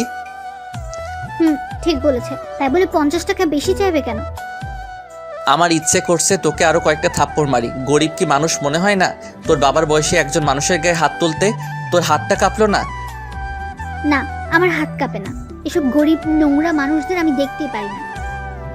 দেখতে যখন পারিস না তাহলে নোংরা মানুষের রিকশায় উঠছিস কেন? আমার গাড়িটা হঠাৎ রাস্তায় নষ্ট হয়ে যায়, তাই কোনো গাড়ি না পেয়ে ওনার রিক্সায় উঠি। তুই এখনই আমার সামনে থেকে যা, তা না হলে রাস্তায় সবার সামনে আরো কয়টা থাপ্পড় মারবো। তোর বাপ মেয়ের দেখে মানুষকে মানুষ মনে করিস না। ঠিক আছে, আমি যাচ্ছি। তবে তোর এই থাপ্পড়ের প্রতিশোধ আমি কিন্তু নেবই। আরে যা যা, পারলে আমার বালটা সোজা করে দেখাইস। তোর মতো মেয়েকে সোজা করতে আমি রাসেল একাই যথেষ্ট। রিয়া আর কিছু না বলে চলে গেল। তখন আমি চাচাকে কিছু টাকা দিয়ে বাসায় পাঠিয়ে দিলাম। রাস্তার সব মানুষ এতক্ষণ দাঁড়িয়ে দাঁড়িয়ে আমার কাহিনী দেখেছে। হয়তো তারা ভাবছে আমার মতো ছেলের এত সাহস কোথা থেকে আসলো। এলাকার মেয়রের মেয়ের গায়ে হাত তুলছি। তো যাই হোক, আমি বাইক নিয়ে সোজা বাসায় চলে আসলাম। বাসায় এসে নিজের রুমে চলে গেলাম। তারপর ফ্রেশ হয়ে খাবার খেয়ে রুমে চলে আসলাম। দেখতে দেখতে সপ্তাহখানিক চলে গেল। নিজুমের সাথে এখন আগের মতো কথা বলি না, আর নিজুমও আমার সাথে তেমন কথা বলে না, কারণ নিজুম তার আকাশকে নিয়ে সবসময় বিজি থাকে। আমি নিজেকে অনেক কন্ট্রোল করে রাখছি। রাতে বিছানায় শুয়ে শুয়ে মোবাইল টিপতে আসি। হঠাৎ নিজুম আমার রুমে আসলো। তখন নিজুম আমাকে বলল, রাসেল, তোমাকে একটা কথা বলার আছে। কি কথা বলবেন? একটু তাড়াতাড়ি বলুন, আমি একটু বাইরে যাব। আসলে আমি আকাশকে অনেক ভালোবাসি। আকাশ বলছে আঙ্কেল আন্টির কাছে আমাদের ব্যাপারে বলতে, কিন্তু আমি ভয় বলতে পারছি না। তুমি একটু আমার হয়ে বলে দাও না। সরি, আমি পারবো না। আপনারটা আপনি বলুন। প্লিজ রাসেল, আমি আকাশকে হারাতে পারবো না। আকাশের বাসায় আকাশকে বিয়ের জন্য চাপ দিচ্ছে। আমার বুকটা ফেটে যাচ্ছে নিজুমের এমন কথা শুনে। যে মেয়ে আমাকে ভালোবাসার কথা বলে, পরের দিন আরেকটা ধরতে পারে, তাকে কিভাবে বিশ্বাস করব? তখন আমি নিজুমকে বললাম, ঠিক আছে, আমি আব্বু আম্মুকে সময় করে বলবো, আপনি এখন আসতে পারেন।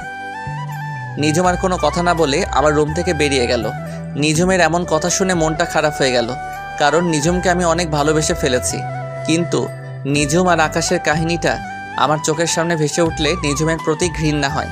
না, ওর মতো মেয়ের জন্য নিজেকে কষ্ট দিয়ে লাভ নেই। ও ওর মতো থাকুক, আমি আমার মতো চলি। তো যাই হোক, রাতে বাসা থেকে বেরিয়ে একটু বাইরে গেলাম।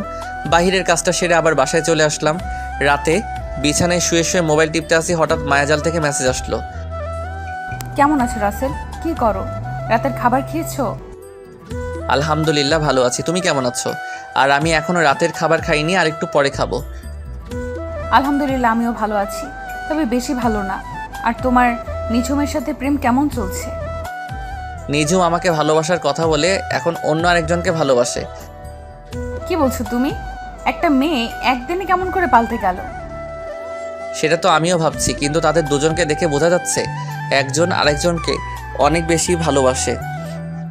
তাহলে তুমি নিঝুমকে তোমার ভালোবাসার কথা বলে দাও। না, আমি চাই না ওর মনে কষ্ট দিতে। সে যদি আকাশ ছেলেটাকে নিয়ে সুখে থাকে, তাহলে আমি আর ওদের ভিতরে ঢুকতে চাই না। তুমি কি পারবে নিঝুমকে ছাড়া থাকতে? তোমার কষ্ট হবে না? কষ্টকে মাটি চাপা দিয়ে রেখেছি। আচ্ছা ঠিক আছে, ভালো থেকো। আমাকে খাবার খাওয়ার জন্য ডাকছে। এই বলে অফলাইনে চলে গেলাম। আমি মায়াজালের সাথে কথা বলার ফাঁকে খালা খাবার খাওয়ার জন্য ডেকে গেছে। আমি রুম থেকে বেরিয়ে খাবার টেবিলে চলে গেলাম। সবাই মিলে একসাথে খাবার খেলাম। নিজুমকে দেখে বোঝা যাচ্ছে সে অনেক খুশি। খুশি থাকবেই না কেন? মনের মতো ভালোবাসার মানুষ পেয়েছে। আমি খাবার খেয়ে রুমে চলে আসলাম। কিছুক্ষণ পর রিফাত আমার রুমে আসলো। ও, আপনাদের তো বলতে ভুলে গেছি, রিফাত এখন আব্বুর সাথে অফিসে দেখাশোনা করে। রিফাত আমার রুমে এসে বিছানায় বসে বলল, কিরে রাসেল, তোরে দেখি সবসময় চুপচাপ থাকিস, কি হয়েছে তোর? আমার আবার কি হবে, আমি তো ঠিকই আছি। রাসেল, তুই আমার কাছে কিছু লুকাইস না, কি হয়েছে আমাকে খুলে বল। ঠিক আছে, তুই যখন বলেছিস তাহলে শোন। তারপর রিফাতকে সবকিছু খুলে বললাম। এটা আমার বিশ্বাস হচ্ছে না, নিঝুম এত খারাপ মেয়ে হতে পারে না। আমি নিজের চোখে তাদের দুজনকে কিস করতে দেখেছি। মাঝে মাঝে চোখের দেখা ভুল হয়। আমি তোকে একটা বুদ্ধি দেই, সেটা কাজে লাগিয়ে দেখতে পারিস। তাহলে বুঝতে পারবো নিঝুম কি তোর সাথে অভিনয় করেছে নাকি আকাশকে সত্যি ভালোবাসে। দেখি শুনি তোর কি বুদ্ধি। তাহলে শোন, তুই একটা মেয়ে ভাড়া কর, তারপর ওই মেয়েটিকে নিয়ে সবসময় নিজের সামনে চলাফেরা করবি আর নিজের রিয়াকশন দেখবি। মেয়েটার সাথে এমনভাবে চলবি যেন বয়ফ্রেন্ড গার্লফ্রেন্ডের মতো লাগে, তারপর বোঝা যাবে। তোর কি মনে হয় এমনটা করলে সব কিছু বুঝতে পারবো তো? 109% কাজে লাগবে, তুই ট্রাই করে দেখ। ঠিক আছে, কালকে থেকে শুরু করব। তবে মেয়ে পাবো কোথায়? হোটেলে মেয়ের অভাব আছে নি, ওখান থেকে একটা ভাড়া করে নিয়ে আসবি। তাই বলে হোটেলের মেয়ে নিয়ে আসবো? আরে মা তো কিছুদিনের জন্য। ঠিক আছে, কালকে একটা মেয়ে হোটেল থেকে নিয়ে আসবো। এখন রুমে গিয়ে শুয়ে পড়। রিফাত ঠিক আছে বলে তার রুমে চলে গেল। আসলে রিফাতকে আমার পাশের রুমে দিছি, কারণ রিফাত সারা রাত নাক ডেকে ঘুমায়, তাই ওরে আমার পাশের রুমে দিছি। আপনারা আবার রিফাতকে বলে দিয়েন না। তো যাই হোক, পরের দিন সকালে সবার সাথে নাস্তা করে আমি বাসা থেকে বেরিয়ে একটা হোটেলে যাচ্ছি একটা মেয়ে ভাড়া করার জন্য। বাইক নিয়ে যাচ্ছি, হঠাৎ দেখি কিছু ছেলে একটা মেয়েকে ডিস্টার্ব করছে, তাই বাইকটা নিয়ে ওদের সামনে গেলাম। আমাকে দেখে ছেলেগুলো দৌড় দিয়ে পালিয়ে গেল। তখন মেয়েটি আমাকে বলল, আপনাকে অনেক ধন্যবাদ ভাইয়া, আপনি না আসলে ওই ছেলেগুলো আমার সাথে খারাপ কিছু করতো। তোমার নাম কি? বাসা কোথায়? ভাইয়া আমার নাম আখি, আমি কলেজে পাশের বস্তিতে থাকি। তোমার বাসা ওইদিকে, আর তুমি এদিকে কি করো? আসলে ভাইয়া আমার একটা বান্ধবীর সাথে ওর বাসায় গিয়েছিলাম। ঠিক আছে, তুমি আমার বাইকের পিছনে ওঠো, আমি তোমাকে বাসায় পৌঁছে দিচ্ছি। সমস্যা নেই ভাইয়া, আমি হেঁটে হেঁটে যেতে পারবো। তুমি ভাবলে কেমন করে আমি তোমাকে একা একা যেতে দিব? বেশি কথা না বলে আমার বাইকের পিছনে ওঠো। আখি আর কোনো কথা না বলে আমার বাইকের পিছনে উঠলো। কিছুক্ষণ পর আখির বস্তিতে চলে আসলাম। আখি বাইক থেকে নেমে বস্তির ভিতরে চলে গেল। আমি আখির পিছনে তাদের বস্তির ভিতরে ঢুকলাম। ভিতরে ঢুকে দেখি ওই রিক্সা চালক চাচার পাশে আখি মন খারাপ করে বসে আছে, আর দুজন দুজনকে বলছে, কি রে আখি, তোর বান্ধবী চাল দিয়েছে? চাল না দিলে আজকে না খেয়ে থাকতে হবে।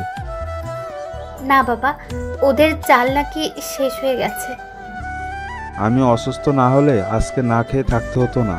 পকেটে একটা টাকাও নেই, ওষুধ আনতে পারছি না। ওই দিন একটা ছেলে কিছু টাকা দিছে, ওই টাকাগুলো বাসা ভাড়া দিয়ে দিছি। চাচা আর আখির কথা শুনে মনটা খারাপ হয়ে গেল। এত কষ্টে চাচার দিন কাটছে, আমি আর দাঁড়িয়ে না থেকে বস্তি থেকে বাইরে এসে মার্কেটে চলে গেলাম। তারপর এক বস্তা চাল, ডাল, আলু, পেঁয়াজ, রসুন, গরুর মাংস, ডিম, তেল ইত্যাদি বাজার করে বস্তিতে চলে আসলাম, আর ওদের জন্য কিছু খাবার নিয়ে আসলাম। তারপর একটা ট্যাক্সি করে সব বাজারগুলো নিয়ে বস্তিতে চলে আসলাম। ট্যাক্সি ড্রাইভার আর আমি বাজারগুলো তাদের বাসায় নিয়ে গেলাম। তখন আখি বলল, আরে ভাইয়া আপনি এখানে? আর এই বাজার কার জন্য এনেছেন? এইসব বাজার তোমাদের জন্য। আমি তোমার পিছনে এসে সব কিছু শুনেছি, আর এখানে তোমার জন্য কিছু জামা নিয়ে এসেছি, আর তোমার আব্বুর জন্য ওষুধ আর এই পাঞ্জাবি আর লুঙ্গি নিয়ে আসলাম। বাবা, তোমার এই ঋণ কখনো শোধ করতে পারবো না। আপনি আমাদের জন্য এত কিছু করছেন কেন? ওই যে তুমি আমাকে ভাইয়া বলে ডাকছো, তাই তোমার ভাইয়া তোমাদের জন্য বাজার করে এনেছি। আর আখি, তুমি কি পড়াশোনা করো? এসএসসি পরীক্ষা দেইনি, কারণ আব্বু পরীক্ষার টাকা ম্যানেজ করতে পারে নাই। ঠিক আছে, আজকে থেকে এই তোমাদের সব দায়িত্ব আমার উপর। তোমাকে আবার ভর্তি করে দিব, ভাইয়া তোমার সব কিছু ঠিক করে দিব। আখি আমাকে জড়িয়ে ধরে কান্না করে দিল। তখন আমি বললাম, এই পাগলি, কান্না করছিস কেন? সুখের খবর শুনে কেউ কি কান্না করে নাকি? তারপর আখিকে নিয়ে তার স্কুলে আবার ভর্তি করিয়ে দিলাম, আর স্যারকে বলেছি এবারে পরীক্ষা আমার বোন দিবে, আপনি সব কিছু ব্যবস্থা করুন, যত টাকা লাগে আমি দিব। স্যার বলেছে ঠিক আছে। তারপর আখিকে বস্তিতে রেখে আমি বাসায় চলে আসলাম। বাইক পার্কিং করে সামনে যাকে দেখলাম তাকে দেখে তো আমি পুরো অবাক হয়ে গেলাম। সামনে যাকে দেখলাম সে আর কেউ নয়, আকাশ। কিন্তু আকাশ আমাদের বাসায় কেন? আমাকে দেখে আকাশ বলল, আপনি রাসেল চৌধুরী তাই না? জি, আমি রাসেল চৌধুরী। আপনি আমাকে চিনেন? চিনি, নিজুম আমাকে আপনার কথা বলেছে। আমি আর নিজুম দুজন দুজনকে অনেক বেশি ভালোবাসি। খুব ভালো। তা আমাদের বাসায় কি মনে করে আসলেন? আসলে নিজুম আজকে থানায় যায়নি, তাই ওর খোঁজ খবর নিতে এসেছি। ও, তা কেন যায়নি থানায়? নিজুমের শরীরটা খারাপ লাগছে, তাই আজকে থানায় যায়নি। ও, তা আপনাদের ব্যবসা বাণিজ্য কেমন চলছে? আলহামদুলিল্লাহ, আপনার দোয়ায় ভালোই আছি। আচ্ছা ঠিক আছে, ভালো থাকবেন। আর একটু অফিসে যেতে হবে। আমি ঠিক আছে বলে দরজার সামনে দাঁড়িয়ে কলিং বেল চাপ দিলাম। কিছুক্ষণ পর খালা এসে দরজা খুলে দিল। বাসার ভিতরে ঢুকে নিজের রুমে চলে আসলাম। রুমে এসে বিছানায় শুয়ে মোবাইল টিপতে লাগলাম। কিছুক্ষণ পর দেখি নিঝুম আমার রুমে আসলো। নিঝুম আমার রুমে এসে বলল, সারাদিন কোথায় ছিলে? আকাশ আমাকে দেখতে বাসায় এসেছে, তোমার সাথে পরিচয় করে দিতে পারলাম না। পরিচয় করিয়ে দেওয়ার দরকার নেই, আমার সাথে দেখা হয়েছে এবং পরিচয় হয়েছে। তো আকাশের সাথে কথা বলে কেমন লাগলো? মানে আকাশ ছেলেটা তোমার কাছে কেমন লেগেছে? ভালোই। তা এখন বলুন, আমার রুমে কেন এসেছেন? আর আপনি আজকে থানায় যাননি কেন? কি হয়েছে আপনার? আসলে শরীরটা কেমন যেন খারাপ লাগছে। আমি কানাডা থেকে আসার পর কয়দিন আপনি থানায় গেছেন? আর না গেলে সমস্যা কি? আপনি তো আবার বিনা যোগ্যতায় এসআই হয়েছেন। তুমি আমাকে এইভাবে বলতে পারলে? আমি কিন্তু তোমার কথায় রাগ করেছি। আপনি আমার সাথে রাগ করলে আমার কি যেটা সত্যি সেটাই বললাম। তোমার সাথে কথা বলাই আমার ভুল হয়েছে। আমি গেলাম আমার রুমে। আপনাকে তো আমি ডাকি নাই, আপনি নিজে এসেছেন আমার রুমে। আমার কথা শুনে নিঝুম মুখ বাঁকিয়ে রুম থেকে বেরিয়ে গেল। আমি কিছুক্ষণ মোবাইল টিপে ওয়াশরুমে ঢুকে ফ্রেশ হয়ে খাওয়া দাওয়া করে নিজের রুমে এসে একটা ঘুম দিলাম। দেখতে দেখতে আরও সপ্তাহখানিক চলে গেল। রিফাতকে আব্বু একটা বাসা দিয়েছে। রিফাত তার আব্বু আম্মুকে নিয়ে নতুন বাসায় থাকে। আর নিঝুম ওই দিনের পর থেকে আমার সাথে তেমন কথা বলে না। আমিও নিঝুমের সাথে তেমন কথা বলি না। একদিন সকালে নাস্তা করে বাসার বাইরে আসলাম। নিঝুম আজকে সকাল সকাল থানায় চলে গিয়েছে। আমি বাইক নিয়ে আকির সাথে দেখা করতে যাচ্ছি। হঠাৎ একটা পার্কে আমার চোখ গেল। দেখি নিঝুমের মতো একটা মেয়ে পুলিশের জামা পরে বসে আছে একটা ছেলের সাথে। আমি বাইকটা নিয়ে তাদের একটু কাছাকাছি গেলাম। আমি ঠিকই ধরেছি, নিঝুম আর আকাশ একসাথে বসে গল্প করছে। তার মানে আজকে সকাল সকাল বাসা বেরিয়ে আকাশের সাথে দেখা করতে এসেছে। আমি আর কিছু না ভেবে আখির বাসায় চলে গেলাম। ও আপনাদের তো বলতে ভুলে গেছে, আখি আর আখির বাবাকে একটা নতুন বাসায় নিয়ে এসেছি। তো যাই হোক, আখির রুমের সামনে এসে কলিং বেল চাপ দিলাম। আখি এসে দরজা খুলে দিল। আমাকে দেখে আখি বলল, আসসালামু আলাইকুম ভাইয়া, কেমন আছো? বাইরে দাঁড়িয়ে আছো কেন? ভেতরে আসো। ওয়ালাইকুম আসসালাম।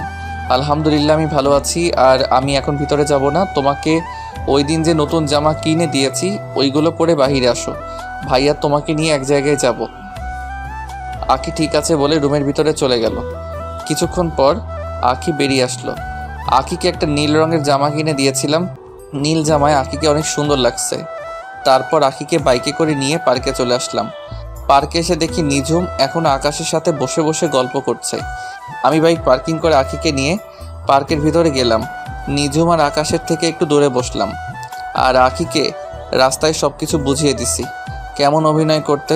আখি তার মতো করে অভিনয় করতে লাগলো। হঠাৎ পিছন থেকে নিঝুম আমাকে বলল, রাসেল, তোমার সাথে এই মেয়েটাকে? আর তোমরা দুজন পার্কে বসে কি করছো? আপনি জানেন না একটা ছেলে একটা মেয়ে পাশে বসে কি করে? তার মানে তুমি এই মেয়েটাকে ভালোবাসো? আপনি ঠিকই ধরেছেন। আমরা দুজন দুজনকে অনেক বেশি ভালোবাসি। আর আখিও আমাকে অনেক বেশি ভালোবাসে। ও, তার মানে তুমি আমাকে যে মেয়ের কথা বলেছো এই সেই মেয়ে? হ্যাঁ, আখি আমাকে অনেক আগে থেকেই ভালোবাসে, কিন্তু আমি তাকে সবসময় ফিরিয়ে দিয়েছি। কিন্তু পরে বুঝলাম মেয়েটা আমাকে সত্যি অনেক ভালোবাসে।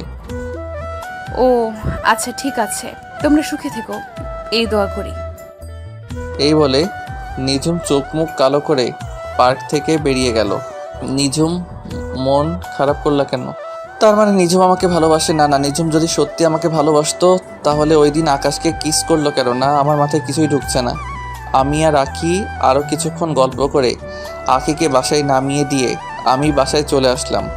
বাসায় কলিং বেল চাপ দিলাম। কিছুক্ষণ পর খালা এসে দরজা খুলে দিল। আমি নিজের রুমে গিয়ে ওয়াশরুমে ঢুকে ফ্রেশ হয়ে নিচে এসে খাবার খেয়ে একটা ঘুম দিলাম। বিকালে বাসার একটু বাইরে গেলাম, একটা কাজ ছিল। কাজটা শেষ করে আস্তে আস্তে অনেক রাত হয়ে গেছে। বাইক নিয়ে বাসায় আসার সময় হঠাৎ দেখি একটা গাছের বড় ঢাল রাস্তায় পড়ে আছে, আর আমার বাইকের টান ছিল অনেক বেশি। আমি ব্রেক কন্ট্রোল করতে না পেরে ঢালের সাথে মেরে দিই। তারপর আমার আর কিছু মনে নেই। আমি চোখ খোলার পর নিজেকে একটা হাসপাতালে অনুভব করি, কিন্তু হঠাৎ দেখি একটা মেয়ে আমার হাত ধরে বসে আছে। আমি মেয়েটার থেকে হাতটা সরিয়ে নিলাম। তারপর মেয়েটি আমার দিকে ঘুরলো। তখন আমি তাকে দেখে তো আরও বেশি অবাক হলাম। আপনারা ঠিকই ধরেছেন, ও আর কেউ নয়, নিঝুম। নিঝুম আমাকে দেখে বলল, রাসেল, তোমার জ্ঞান ফিরেছে। তোমার আজকে 2 দিন পর জ্ঞান ফিরেছে। তুমি শুয়ে থাকো, আমি বাসায় ফোন দিয়ে বলে দিচ্ছি। আচ্ছা, আমার কি হয়েছে? আমি হাসপাতালে কেন? গতকাল রাতে তোমার আসতে দেরি দেখে আমি তোমাকে খুঁজতে বের হয়েছি। তোমার মোবাইল অনেকবার ফোন দিছি, কিন্তু তোমার মোবাইল বন্ধ বলেছে, তাই আমি নিজে বেরিয়ে পড়লাম। হঠাৎ রাস্তার পাশে দেখি তুমি পড়ে আছো। তোমার পুরো শরীরে রক্তে ভেজা ছিল। আমি তাড়াতাড়ি করে তোমাকে হসপিটালে নিয়ে আসি। তোমার মাথায় প্রচণ্ড আঘাত লাগার কারণে অনেক রক্ত বের হয়েছে, আর আজ 2 দিন পর তোমার জ্ঞান ফিরেছে। ডাক্তার বলেছে 72 ঘন্টার মধ্যে জ্ঞান না ফিরে আসলে তুমি কোমায় চলে যাবে, কিন্তু আল্লাহর রহমতে তোমার 48 ঘন্টার মধ্যেই জ্ঞান ফিরেছে। আসলে আমি আমার এক বন্ধুর বাসায় গিয়েছিলাম। ওর বাসায় একটা কাজ ছিল, কাজটা শেষ করে আসতে অনেক রাত হয়ে গেছে। বাইক জোরে চালিয়ে আসছিলাম, হঠাৎ গাছের ডালটা চোখের সামনে পড়ে। নিজের বাইকের ব্রেক কন্ট্রোল করতে পারি নাই। তারপর আর কিছু মনে নেই। হয়েছে, এখন ছোট বাচ্চার মতো শুয়ে থাকো, আমি বাসায় সবাইকে ফোন দিয়ে বলছি। এই বলে নিঝুম বাসায় ফোন দিল। তারপর সবাইকে ফোন দিয়ে বলল আমার জ্ঞান ফিরেছে। তবে একটা জিনিস খেয়াল করলাম, নিঝুমের চোখ মুখ লাল হয়ে আছে, মনে হয় সারা রাত ঘুমাই নাই। তো যাই হোক, আধা ঘন্টা পর দেখি আব্বু আম্মু হাসপাতালে চলে এসেছে। আব্বু আম্মু একটার পর একটা কথা বলে যাচ্ছে, আমি কিছুই বলতে পারছি না। আমার মাথা ব্যথা করছে। তাই আজ 5 দিন পর আমাকে বাসায় নিয়ে আসলো। আমি এখন মোটামুটি সুস্থ আছি। পুরোপুরি সুস্থ হতে 1 মাস লাগবে। সবাই আমাকে ধরে নিজের রুমে এনে বিছানায় শুয়ে দিল। আমাকে রেস্ট নিতে বলে সবাই যার যার রুমে চলে গেল। আমি চোখ বন্ধ করে শুয়ে থাকলাম।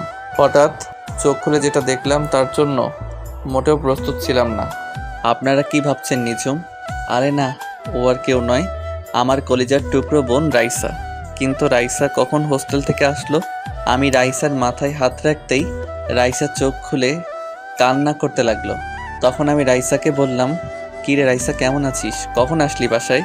আর তুই কান্না করছিস কেন? আমি কিছুক্ষণ আগে এসেছি। আমাকে রিফাত ভাইয়া সব কিছু ফোন দিয়ে বলেছে।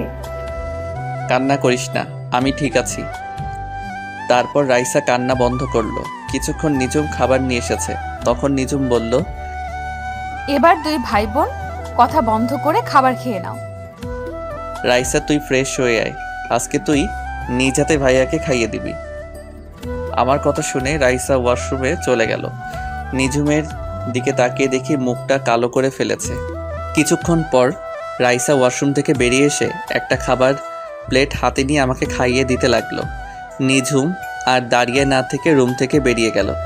খাবার খাওয়ার পর রাইসা আমাকে ওষুধ খাইয়ে দিল। তারপর কিছুক্ষণ কথা বলে রাইসা বিদায় নিয়ে চলে গেল, কারণ রাইসার সামনে পরীক্ষা। দেখতে দেখতে 1 সপ্তাহ চলে গেল। এখন মোটামুটি সুস্থ আছি। নিঝুম যখন আমার রুমে খাবার নিয়ে আসে তখন আমি আম্মুকে ডাক দিই আমাকে খাইয়ে দেওয়ার জন্য। এতে নিঝুম অনেক কষ্ট পায়। নিঝুম প্রতিদিন থানায় যায়।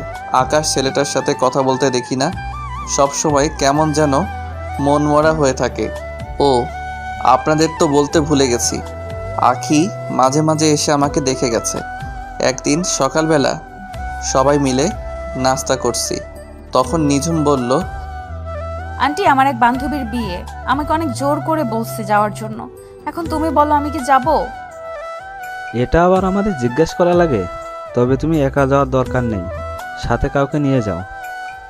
তাহলে রাসেল, তুমি নিঝুমের সাথে যাও, মেয়েটা একা একা যাবে? আম্মু, উনি একজন থানার এসআই, ওনার তো ভয় পাওয়ার কথা। উনি তো সাথে পুলিশ নিয়ে যেতে পারে। আর একটা কথা, আমি বিনা দাওয়াতে কোথাও যাই না। ফারিয়া তোমাকে সাথে করে নিয়ে যেতে বলছে। আপনি কোন ফারিয়ার কথা বলছেন? আমি ফারিয়া নামে কাউকে চিনি না। তুমি এই কয় বছরে ফারিয়াকে ভুলে গেছো? আমরা তো 3 জন বান্ধবী একসাথে থাকতাম। রিয়া, ফারিয়া এবং আমি। হ্যাঁ, চিনতে পারছি। ওই দেমাগি মেয়ের বিয়েতে আমি যাব না, যে মানুষকে মানুষ মনে করে না। যে দুই মেয়ে আপনার বান্ধবী, তাদের ভিতরে অহংকারে ভরা। রিয়া অহংকারী, কিন্তু ফারিয়া আগের থেকে অনেক চেঞ্জ হয়ে গেছে, তাই তো সে তোমাকে নিয়ে যেতে বলছে। আমি যাব না। আপনি পারলে সাথে পুলিশ নিয়ে যান। বাবা রাসেল, মেয়েটা যখন এত করে বলছে তাহলে ওর সাথে যা। মানুষ সব সময় একরকম থাকে না। ঠিক আছে, শুধু তোমার কথাই যাব। তবে বিয়েবাড়িতে আমাকে কোনো উপদেশ দিতে পারবে না। আমি আমার মতো থাকবো। ঠিক আছে, আমি তোমাকে কোনো উপদেশ দিব না, তুমি তোমার মতো করে থাকো। ঠিক আছে, তাহলে কোন সময় যাবেন? সন্ধ্যায় ওর বাসায় যাব। আমি থানায় বলে আসতে হবে এবং সব কিছু তাদের বুঝিয়ে দিয়ে আসতে হবে। আমি ঠিক আছে বলে নিজের রুমে চলে আসলাম। রুমে এসে একটা জামা গায়ে দিয়ে বাসা থেকে বেরিয়ে বাইক নিয়ে মার্কেটে গেলাম। মার্কেট থেকে একটা উপহার কিনে নিলাম। উপহার কিনে বাসায় চলে আসলাম। এবার আসি ফারিয়ার কথায়। ফারিয়া মেয়েটার সাথে আমি তেমন কথা বলতাম না। মেয়েটা একটু দেমাগি, গরিবদের দু চোখে দেখতে পারতো না, সবসময় বাবার ক্ষমতায় চলতো। আমার নামে অনেক মিথ্যা কথা বলছে নিঝুমের কাছে, কিন্তু নিঝুম তার কথায় দাম দেয় নাই। তো যাই হোক, সন্ধ্যায় রেডি হয়ে রুম থেকে বেরিয়ে নিচে আসলাম। কিছুক্ষণ পর নিঝুম সিঁড়ি দিয়ে নিচে নেমে আসলো, কিন্তু নিঝুমকে দেখে আমি তো পুরো অবাক হয়ে গেলাম, কারণ নিঝুম বোরখা পরেছে। নিঝুম নিচে এসে আমাকে বলল, এভাবে তাকিয়ে আছো কেন? না মানে আপনি হঠাৎ বোরখা পরলেন যে? কেউ কারো বিয়েতে গেল তো অনেক সাজুগুজু করে, আপনি তো কিছুই করলেন না। আমার সাজুগুজু করতে ভালো লাগে না, তাই বোরকা পরে আসলাম। এটা কবে থেকে? আমি তো আজকে প্রথম আপনাকে বোরখা পরতে দেখলাম। আমি আজকে থেকে সব সময় বোরকা পরে বের হব। তাহলে কি ডিউটির সময় বোরখা পরে থাকবেন নাকি? ও ডিউটির সময় সব সময় যতটুকু সম্ভব মেনটেন করে চলবো। ঠিক আছে, এখন বের হন। এই বলে আমি বাসা থেকে বেরিয়ে আসলাম। আব্বু আগেই বলে দিয়েছে গাড়ি নিয়ে যেতে, তাই আব্বুর নতুন গাড়িটা বের করলাম। নিঝুম বাসা থেকে বেরিয়ে গাড়িতে উঠলো। আমি গাড়ি চালাতে লাগলাম। তখন আমি নিঝুমকে বললাম, আচ্ছা, কিছুদিন ধরে লক্ষ্য করলাম আকাশ ছেলেটার সাথে আপনি কথা বলেন না, সব সময় কেমন যেন মন মরা হয়ে থাকেন। আপনি চাইলে তো আকাশকে সাথে করে নিয়ে যেতে পারতেন। আকাশের সাথে আমার ব্রেকআপ হয়ে গেছে। আকাশ ছেলেটার চলাচল আমার কাছে ভালো লাগে না। হঠাৎ কি এমন হলো যে আকাশ ছেলেটাকে আপনার ভালো লাগে না? আপনি তো তাকে অনেক বেশি ভালোবাসেন। সেটা অনেক কাহিনী, তোমাকে পরে এক সময় বলবো। তা আখির সাথে তোমার প্রেম কেমন চলছে? সেটা চলছে ভালোই। মেয়েটা সত্যি অনেক ভালো, আমার খোঁজ খবর নেয় সব সময়। ওর মতো মেয়েই হয় না। নিঝুম আর কোনো কথা বলল না, চুপ করে বসে আছে। আমিও আমার মতো করে গাড়ি চালাতে লাগলাম। কিছুক্ষণ পর ফারিয়াদের বাসায় চলে আসলাম। বাড়িটা অনেক সুন্দর করে সাজিয়েছে। নিঝুম গাড়ি থেকে নেমে দাঁড়ালো। আমি গাড়ি পার্কিং করে নিঝুমের সাথে ভিতরে গেলাম। হঠাৎ কোথা থেকে ফারিয়া দৌড়ে এসে নিঝুমকে জড়িয়ে ধরল। তারপর বলতে লাগলো, কি রে, কেমন আছিস? তোর আসতে এত দেরি হলো কেন? এসআই বান্ধবী তাহলে বুঝি আসলো আমার বাসায়? তুই এত করে বলছিস, না এসে বুঝি পারি? বল কেমন আছিস? আমি তোকে অনেক বেশি ভালো আছি। আর রাসেল, তুমি কেমন আছো? এখনো কি আমার উপর রাগ করে আছো? আমি ভালো আছি। রাগ করে কি হবে? আপনি তো আগের থেকে অনেক চেঞ্জ হয়ে গেছেন। আপনার জন্য আমার তরফ থেকে ছোট্ট উপহার। ধন্যবাদ। তো এখানে দাঁড়িয়ে থাকবি? চল ভেতরে চল, আব্বু আমার সাথে দেখা করবি। সেটা তো করবো, কিন্তু তুই হলুদের শাড়ি পরে এখানে আসলি কেন? তোকে দূর থেকে দেখে বসে থাকতে পারি নাই, উঠে চলে আসলাম। হয়েছে, এখন চল তোর আব্বু আম্মুর সাথে দেখা করে আসি। রাসেল, তুমি কি যাবে আমাদের সাথে? না, তোমরা যাও, আমি একটু চারপাশ ঘুরে দেখি। নিঝুম ঠিক আছে বলে ফারিয়ার সাথে ভিতরে চলে গেল। আমি ফারিয়াদের বাসার চারপাশ ঘুরে দেখতে লাগলাম। কিছুক্ষণ পর হঠাৎ মোবাইলে একটা মেসেজ আসলো। মোবাইল হাতে নিয়ে দেখি মায়াজাল আইডি থেকে মেসেজ আসলো। নীল রঙের পাঞ্জাবিতে তোমাকে অনেক সুন্দর লাগছে। বিয়ে বাড়িতে মেয়েরা দেখলে পাগল হয়ে যাবে। তুমি জানলে কেমন করে আমি যে নীল পাঞ্জাবি পরেছি আর আমি বিয়ে বাড়িতে এসেছি? কারণ তুমি যার বিয়েতে এসেছো সে আমার বান্ধবী। তার মানে তুমি এই বিয়ে বাড়িতে আছো? তাহলে সামনে আসো, তোমাকে সামনাসামনি দেখি। সময় হলে একদিন ঠিকই তোমার সামনে যাব। আর হ্যাঁ, তোমার সামনে থাকলে কানের নিচে একটা ফোঁটা দিয়ে দিতাম, যেন কোনো মেয়ের নজর না দেয়। তাই নাকি? তা সেই সময়টা কোন সময় আসবে? অপেক্ষা করো, খুব তাড়াতাড়ি তোমার সামনে আসবো। ভালো থেকো, পরে কথা হবে। এই বলে মায়াজাল অফলাইনে চলে গেল। আমি একটা চেয়ারে বসে মোবাইল টিপতে লাগলাম। হঠাৎ একটা জায়গায় চোখ পড়ল। দেখি নিজুম একটা ছেলের সাথে হেসে হেসে কথা বলছে। তার গায়ে এখন আর বোরখা নেই। ও আরেকটি কথা, নিজুম গাড়ি থেকে নেমে মুখের মেকআপ সরিয়ে ফেলছে। এমনভাবে ছেলেটার সাথে কথা বলছে যেন অনেক দিনের চেনা। আমি তাদের দিকে না তাকিয়ে নিজের মতো করে মোবাইল টিপতে লাগলাম। দেখতে দেখতে অনুষ্ঠান শুরু হয়ে গেল। যে যার মতো করে ফারিয়াকে খাইয়ে দিচ্ছে এবং মুখে হলুদ লাগিয়ে দিচ্ছে। কিছুক্ষণ পর নিজুম ওই ছেলেটাকে নিয়ে স্টেজে উঠল।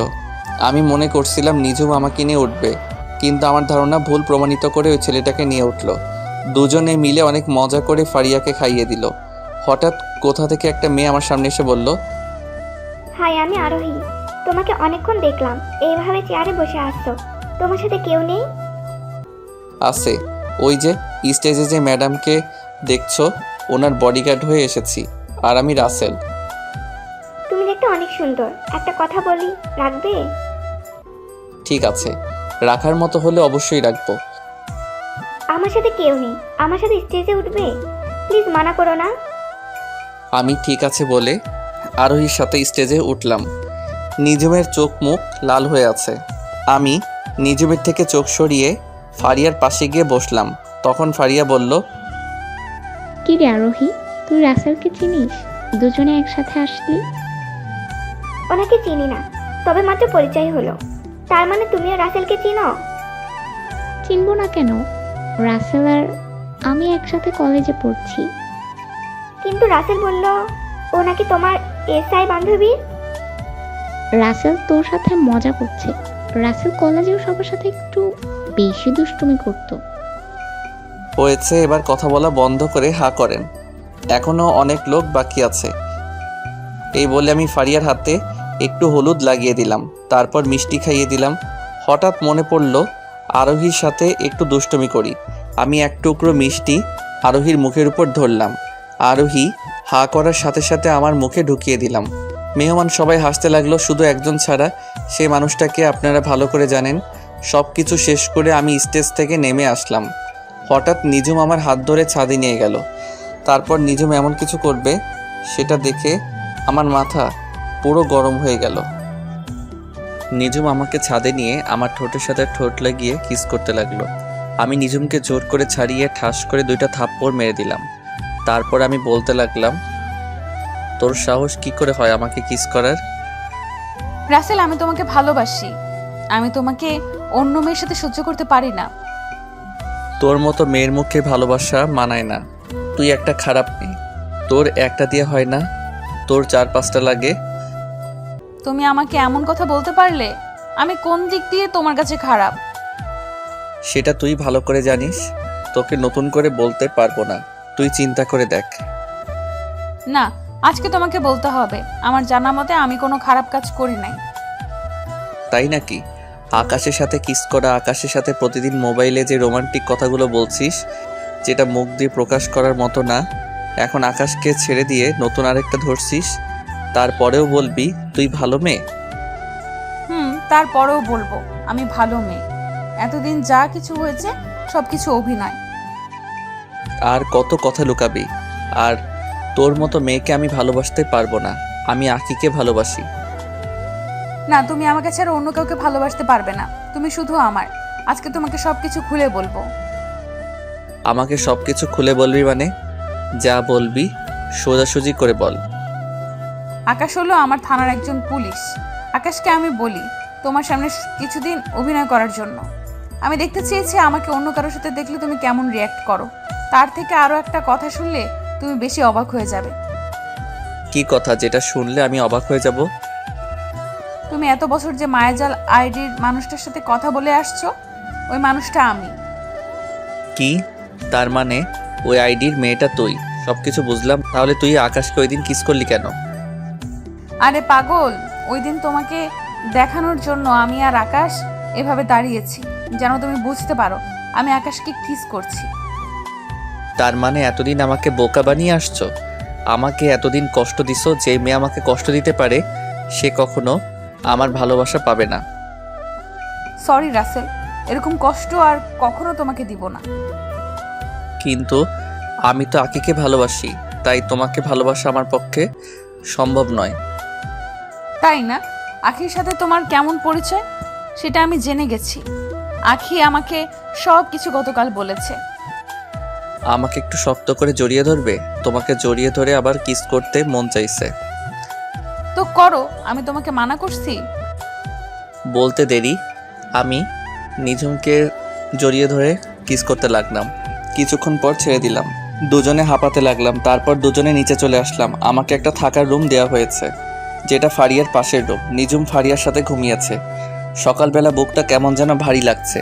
চোখ খুলে দেখি নিঝুম আমাকে জড়িয়ে ধরে শুয়ে আছে। ঘুমন্ত অবস্থায় নিঝুমকে অনেক সুন্দর লাগছে। আমি নিঝুমের কপালে একটা চুমু দিলাম। সাথে সাথে নিঝুমের ঘুম ভেঙে গেল। তখন নিঝুম বলল, আমি কিন্তু ঘুমিয়ে নেই। তার মানে তুমি জেগে আছো? তো তুমি কোন সময় আমার রুমে আসলে? কিছুক্ষণ আগে তোমার রুমে এসেছি, কিন্তু তোমাকে ঘুমন্ত অবস্থায় অনেক সুন্দর লাগছে, তাই না ডেকে তোমাকে জড়িয়ে ধরে শুয়ে পড়লাম। হয়েছে, এখন ওঠো, কেউ রুমে চলে আসবে। তোমাকে জড়িয়ে ধরে থাকতে আমার ভালোই লাগছে, আর একটু থাকো না।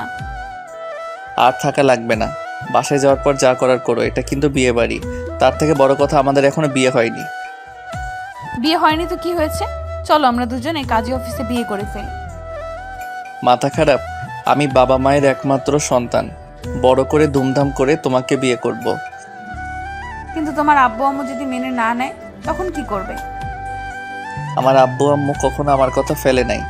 আমার বিশ্বাস তারা রাজি হবে। তাই যেন হয়। আমি তোমাকে ছাড়া থাকতে পারবো না। ঠিক আছে, এখন তুমি ফারিয়ার কাছে যাও, আমি ফ্রেশ হয়ে আসছি। নিঝুম ঠিক আছে বলে আমার কপালে একটা চুমু দিয়ে রুম থেকে বেরিয়ে গেল। আমি আর বসে না থেকে ওয়াশরুমে চলে গেলাম। ফ্রেশ হয়ে রুম থেকে বেরিয়ে দেখি বাসা ভর্তি মেহমান। হঠাৎ আরোহী কোথা থেকে আমার সামনে এসে বলল, তুমি এখানে দাঁড়িয়ে আছো কেন? নাস্তা করেছো? মাত্র ফ্রেশ হয়ে বেরিয়ে আসলাম। আচ্ছা, গতকাল রাতে নিঝুম আপু তোমার হাত ধরে টেনে নিয়ে গেল কেন? আসলে তোমাকে নিঝুম আপু আমাকে ভালোবাসে তো, তাই তোমার সাথে সহ্য করতে না পেরে আমাকে ছাদে নিয়ে গেছে। কি? নিঝুম আপু আর তুমি দুজন দুজনকে ভালোবাসো? তার মানে মনের কথা বলার আগেই ছেঁকা খেলাম? কি বলছো তুমি? আমি তো কিছুই বুঝতে পারি নাই। আসলে তোমাকে প্রথম দেখায় আমার অনেক ভালো লাগছে। ভেবেছিলাম ফারিয়া আপুর বিদায়ের পর তোমাকে প্রপোজ করব, কিন্তু প্রপোজ করার আগে ছেঁকা খেয়ে গেলাম। আহারে বেচারি, থাক, দুঃখ করো না। দেখবে তুমি আমার থেকে আরো ভালো ছেলে পাবে। ঠিক আছে, দোয়া করো আমার জন্য। এই বলে আরোহী আমার সামনে থেকে চলে গেল। হঠাৎ পিছন থেকে নিঝুম বলল, সত্যিটা বলার জন্য তোমাকে অনেক ধন্যবাদ। আমি আবার কি সত্যি বললাম? ওই যে তুমি আমাকে ভালোবাসো, সেটা আরোহীকে বলার জন্য। আমি এমনিতেই মিথ্যা কথা বলি না, সেটা তুমি ভালো করে জানো। জানি রাসেল সাহেব। এখন কথা না বলে আমার সাথে চলো, নাস্তা করবে। আমি ঠিক আছে বলে নিঝুমের সাথে যেতে লাগলাম। নিঝুম আমাকে নিয়ে একটা রুমে আসলো। রুমে এসে দেখি অনেক আইটেমের নাস্তা একটা টেবিলের উপর সাজিয়ে রেখেছে, আর দুজনে বসে নাস্তা করে নিলাম। দেখতে দেখতে দুলা আসার সময় হয়ে গেছে। আমি একটা নীল রঙের শার্ট গায়ে পরলাম, আর নিঝুম নীল রঙের শাড়ি পরেছে। আমার আর নিঝুমের দিকে সবাই তাকিয়ে আছে, আর একজন আরেকজনকে বলছে দুজনকে ভালোই মানিয়েছে। দুলা চলে এসেছে। দুলা তার সব কাজ শেষ করে স্টেজে উঠল। হঠাৎ একটা জায়গায় একজনকে মাথা পুরো গরম হয়ে গেল। আমি মনে মনে বলতে লাগলাম, ও এখানে কেন? তার মানে দুলার সাথে এসেছে। দুলার সাথে যে এসেছে সে আর কেউ নয়, রিয়া। কিন্তু রিয়া এখানে কেন? তার মানে দুলার আত্মীয় রিয়া। আমি রিয়াকে দেখে না দেখার ভান করে অন্যদিকে চলে গেলাম। দুলা ভিতরে এসে স্টেজে উঠে বসলো। তারপর কাজী সাহেব বিয়ে পড়ানো শুরু করলো। বিয়ে পড়ানো শেষ, এবার খাওয়া দাওয়ার পালা। আমি নিচে দাঁড়িয়ে না থেকে ছাদে চলে এলাম।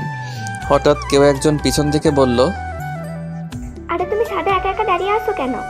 নিজু আপু তো আমাকে খুঁজতে আসে নিশ্চয়ই। বাড়ি ভর্তি মেহমান, নিচে ভালো লাগছে না তাই ছাদে আসলাম। ও চলো, খাবার খাবে না?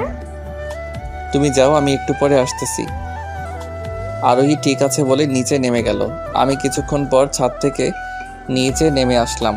হঠাৎ নিঝুম আমার সামনে এসে বলল, তুমি এতক্ষণ কোথায় ছিলে? সে কখন থেকে তোমাকে খুঁজছি আমি।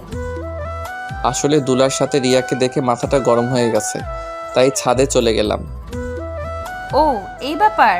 আমার সাথে কথা বলতে এসেছি রিয়া, কিন্তু আমি তার সাথে কোনো কথা বলি নাই। ফারিয়া তো রিয়াকে দেখে এমনিতেই রেগে গেছে, আর রিয়া হচ্ছে দুলার মামাতো বোন। থাক ওসব কথা, তুমি খাবার খেয়েছো?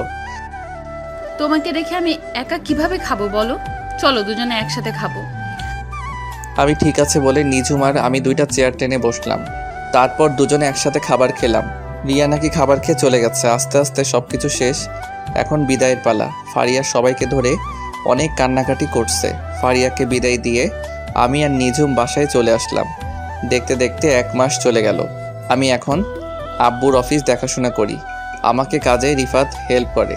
আব্বু এখন বাসায় থাকে, নিঝুম এখন নিয়মিত থানায় যায়। নিঝুম আর আমার ভালোবাসা আগের মতোই আছে। প্রতিদিন সকালে আমার কপালে একটা চুমু দিয়ে ঘুম থেকে উঠাই। দুজনে একসাথে বাসা থেকে বেরিয়ে আসি।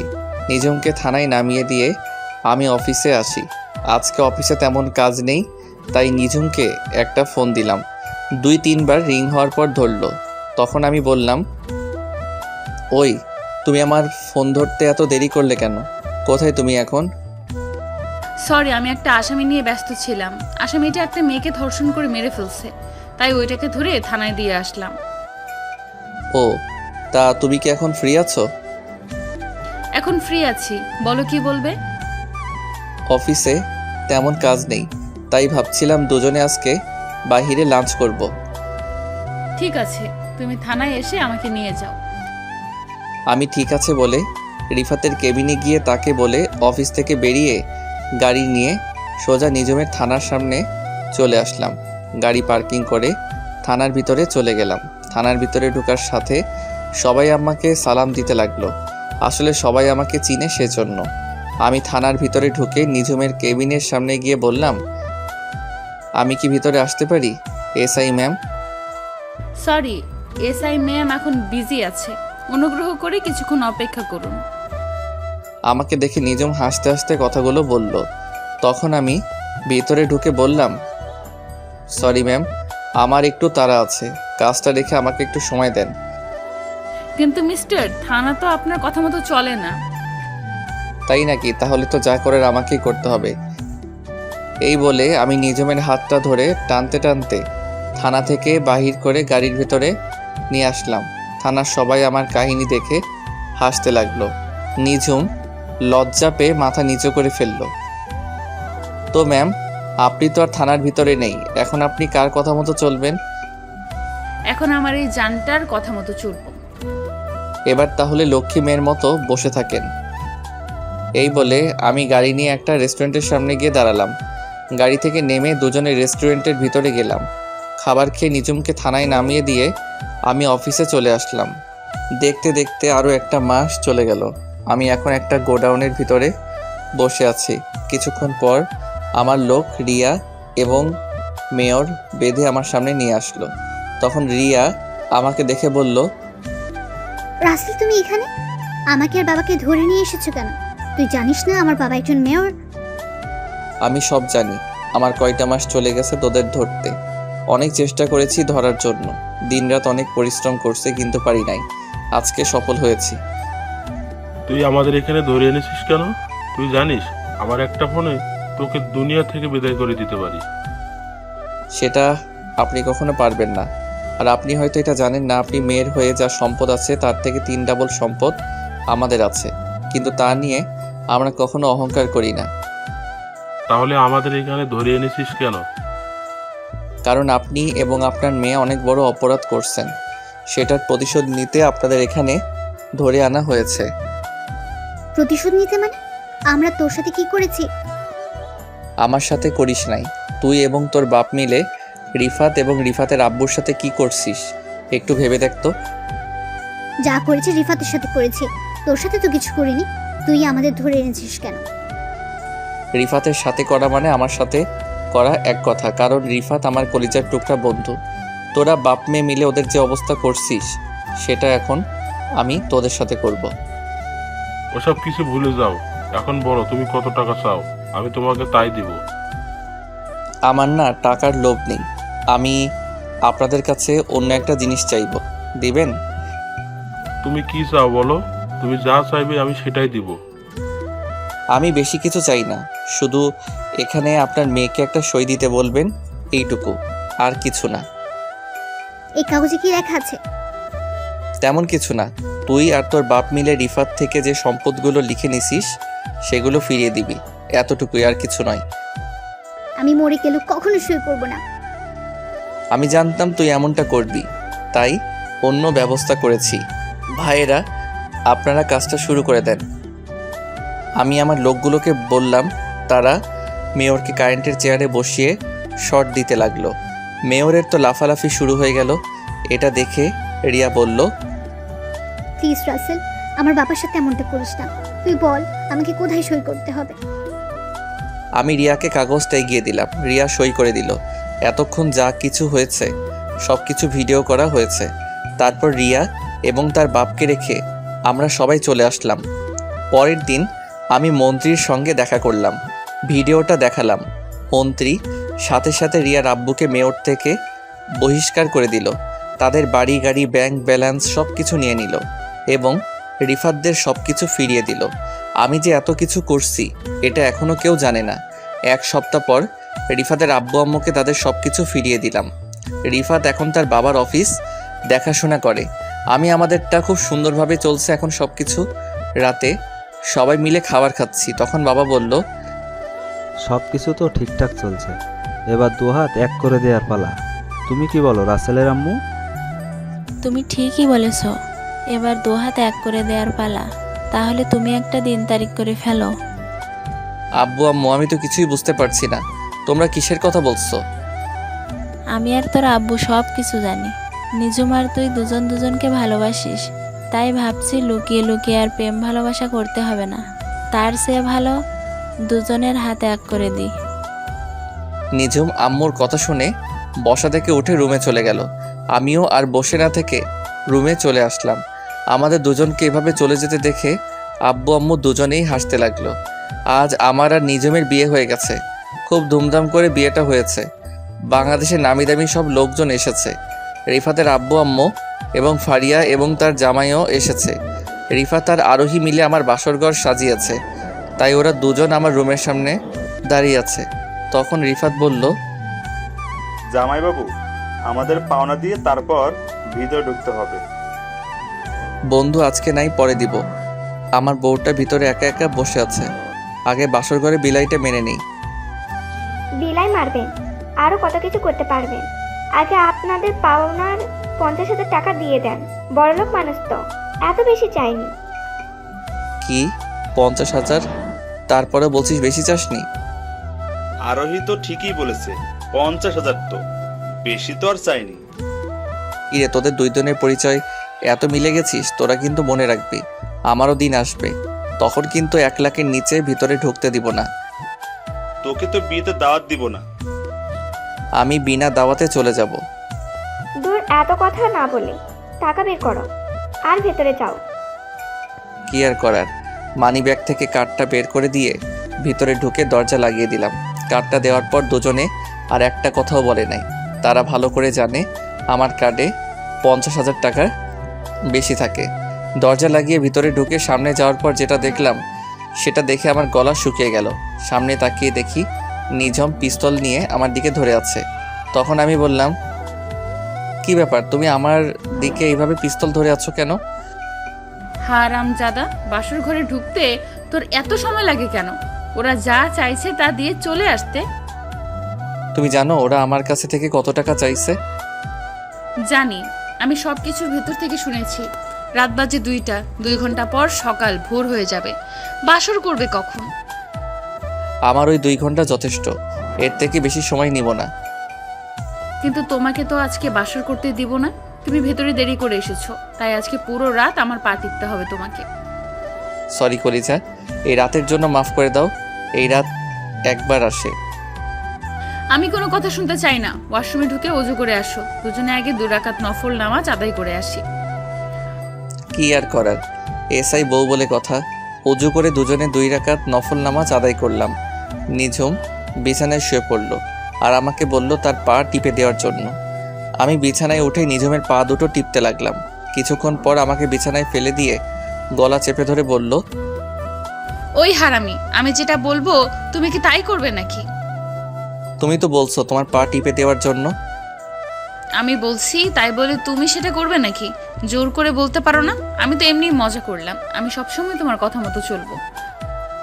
আদেশ যখন পেয়েছি তাহলে শুরু করে দেই।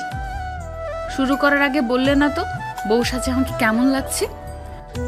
তুমি তো আমার কাছে সবসময় সুন্দর, খালি খালি এত আটা ময়দা মাখার কি দরকার ছিল? বিয়ের সময় একটু মারতে হয়। এখন লাইট বন্ধ করে আসো। লাইট বন্ধ করতে হবে না, আমার পাঠক পাঠিকা একটু দেখুক কিভাবে বাসর করতে হয়, তারা একটু শিখুক। তোমার দেখি লজ্জাশরম বলতে কিছুই নেই। তোমার পাঠক পাঠিকা বাসরাতে কি করবে সেটা কি আমাদের দেখাবে? দেখাবে। আমি জানি আমার পাঠক পাঠিকা অনেক ভালো মানুষ। কি গো, আন্নেরা আমাদের দেখাবেন না? ওই দেখছো, তারা বলছে দেখাবে। তোমার মাথা বলছে। যাও গিয়ে লাইট বন্ধ করে আসো। কি আর করার, এসআই বলছে না বন্ধ করলে থানায় নিয়ে 144 ধারা মামলা দিবে। আমি বিছানায় থেকে উঠে লাইটটা বন্ধ করে দিয়ে আসলাম। বিছানায় এসে নিঝুমের পুরো শরীরে কিস করতে লাগলাম। নিঝুমের ঠোঁটের উপর হামলা শুরু করলাম, নিঝুমের পেটের উপর হাত বোলাতে লাগলাম। তারপর আস্তে আস্তে নিঝুমের শরীর থেকে সবকিছু খুলে ফেললাম। তারপর ইরানের মতো হামলা শুরু করে দিলাম। এটা কেমন হামলা বিয়ের পর বুঝতে পারবেন, অনেক দেখেছেন, আর দেখা লাগবে না। আমাকে তো এইটুকু দেখাবেন, বাকিটা ইতিহাস হয়ে থাকলো। দেখতে দেখতে আমার আর নিঝুমের সংসার ভালোই চলতে লাগলো। নিঝুম এসআই চাকরি ছেড়ে দিয়েছে, বাসায় এখন আব্বু আম্মুর খেয়াল রাখে আর আমি অফিস দেখাশোনা করি। এর ফাঁকে আরোহী আর রিফাতের বিয়ে ঠিক হয়ে গেল। আপনাদের সবার দাওয়াত থাকলো। রাইসা এখন কলেজে পড়ে, তো সবাই আমাদের জন্য দোয়া করবেন। নামাজ পড়ো মুসলিম বোন ও ভাই, নামাজ ছাড়া দুনিয়াতে শান্তি নাই। নামাজের কথা রেখো স্মরণ, নামাজ দিয়ে সাজাও জীবন। নামাজ ছেড়ে করো না ভুল, নামাজ হলো ইবাদতের মূল। সুলম মুসলিম ভাই ও বোনেরা, 5 ওয়াক্ত নামাজ পড়ো, জীবনকে সুন্দরভাবে গড়ে তোলো।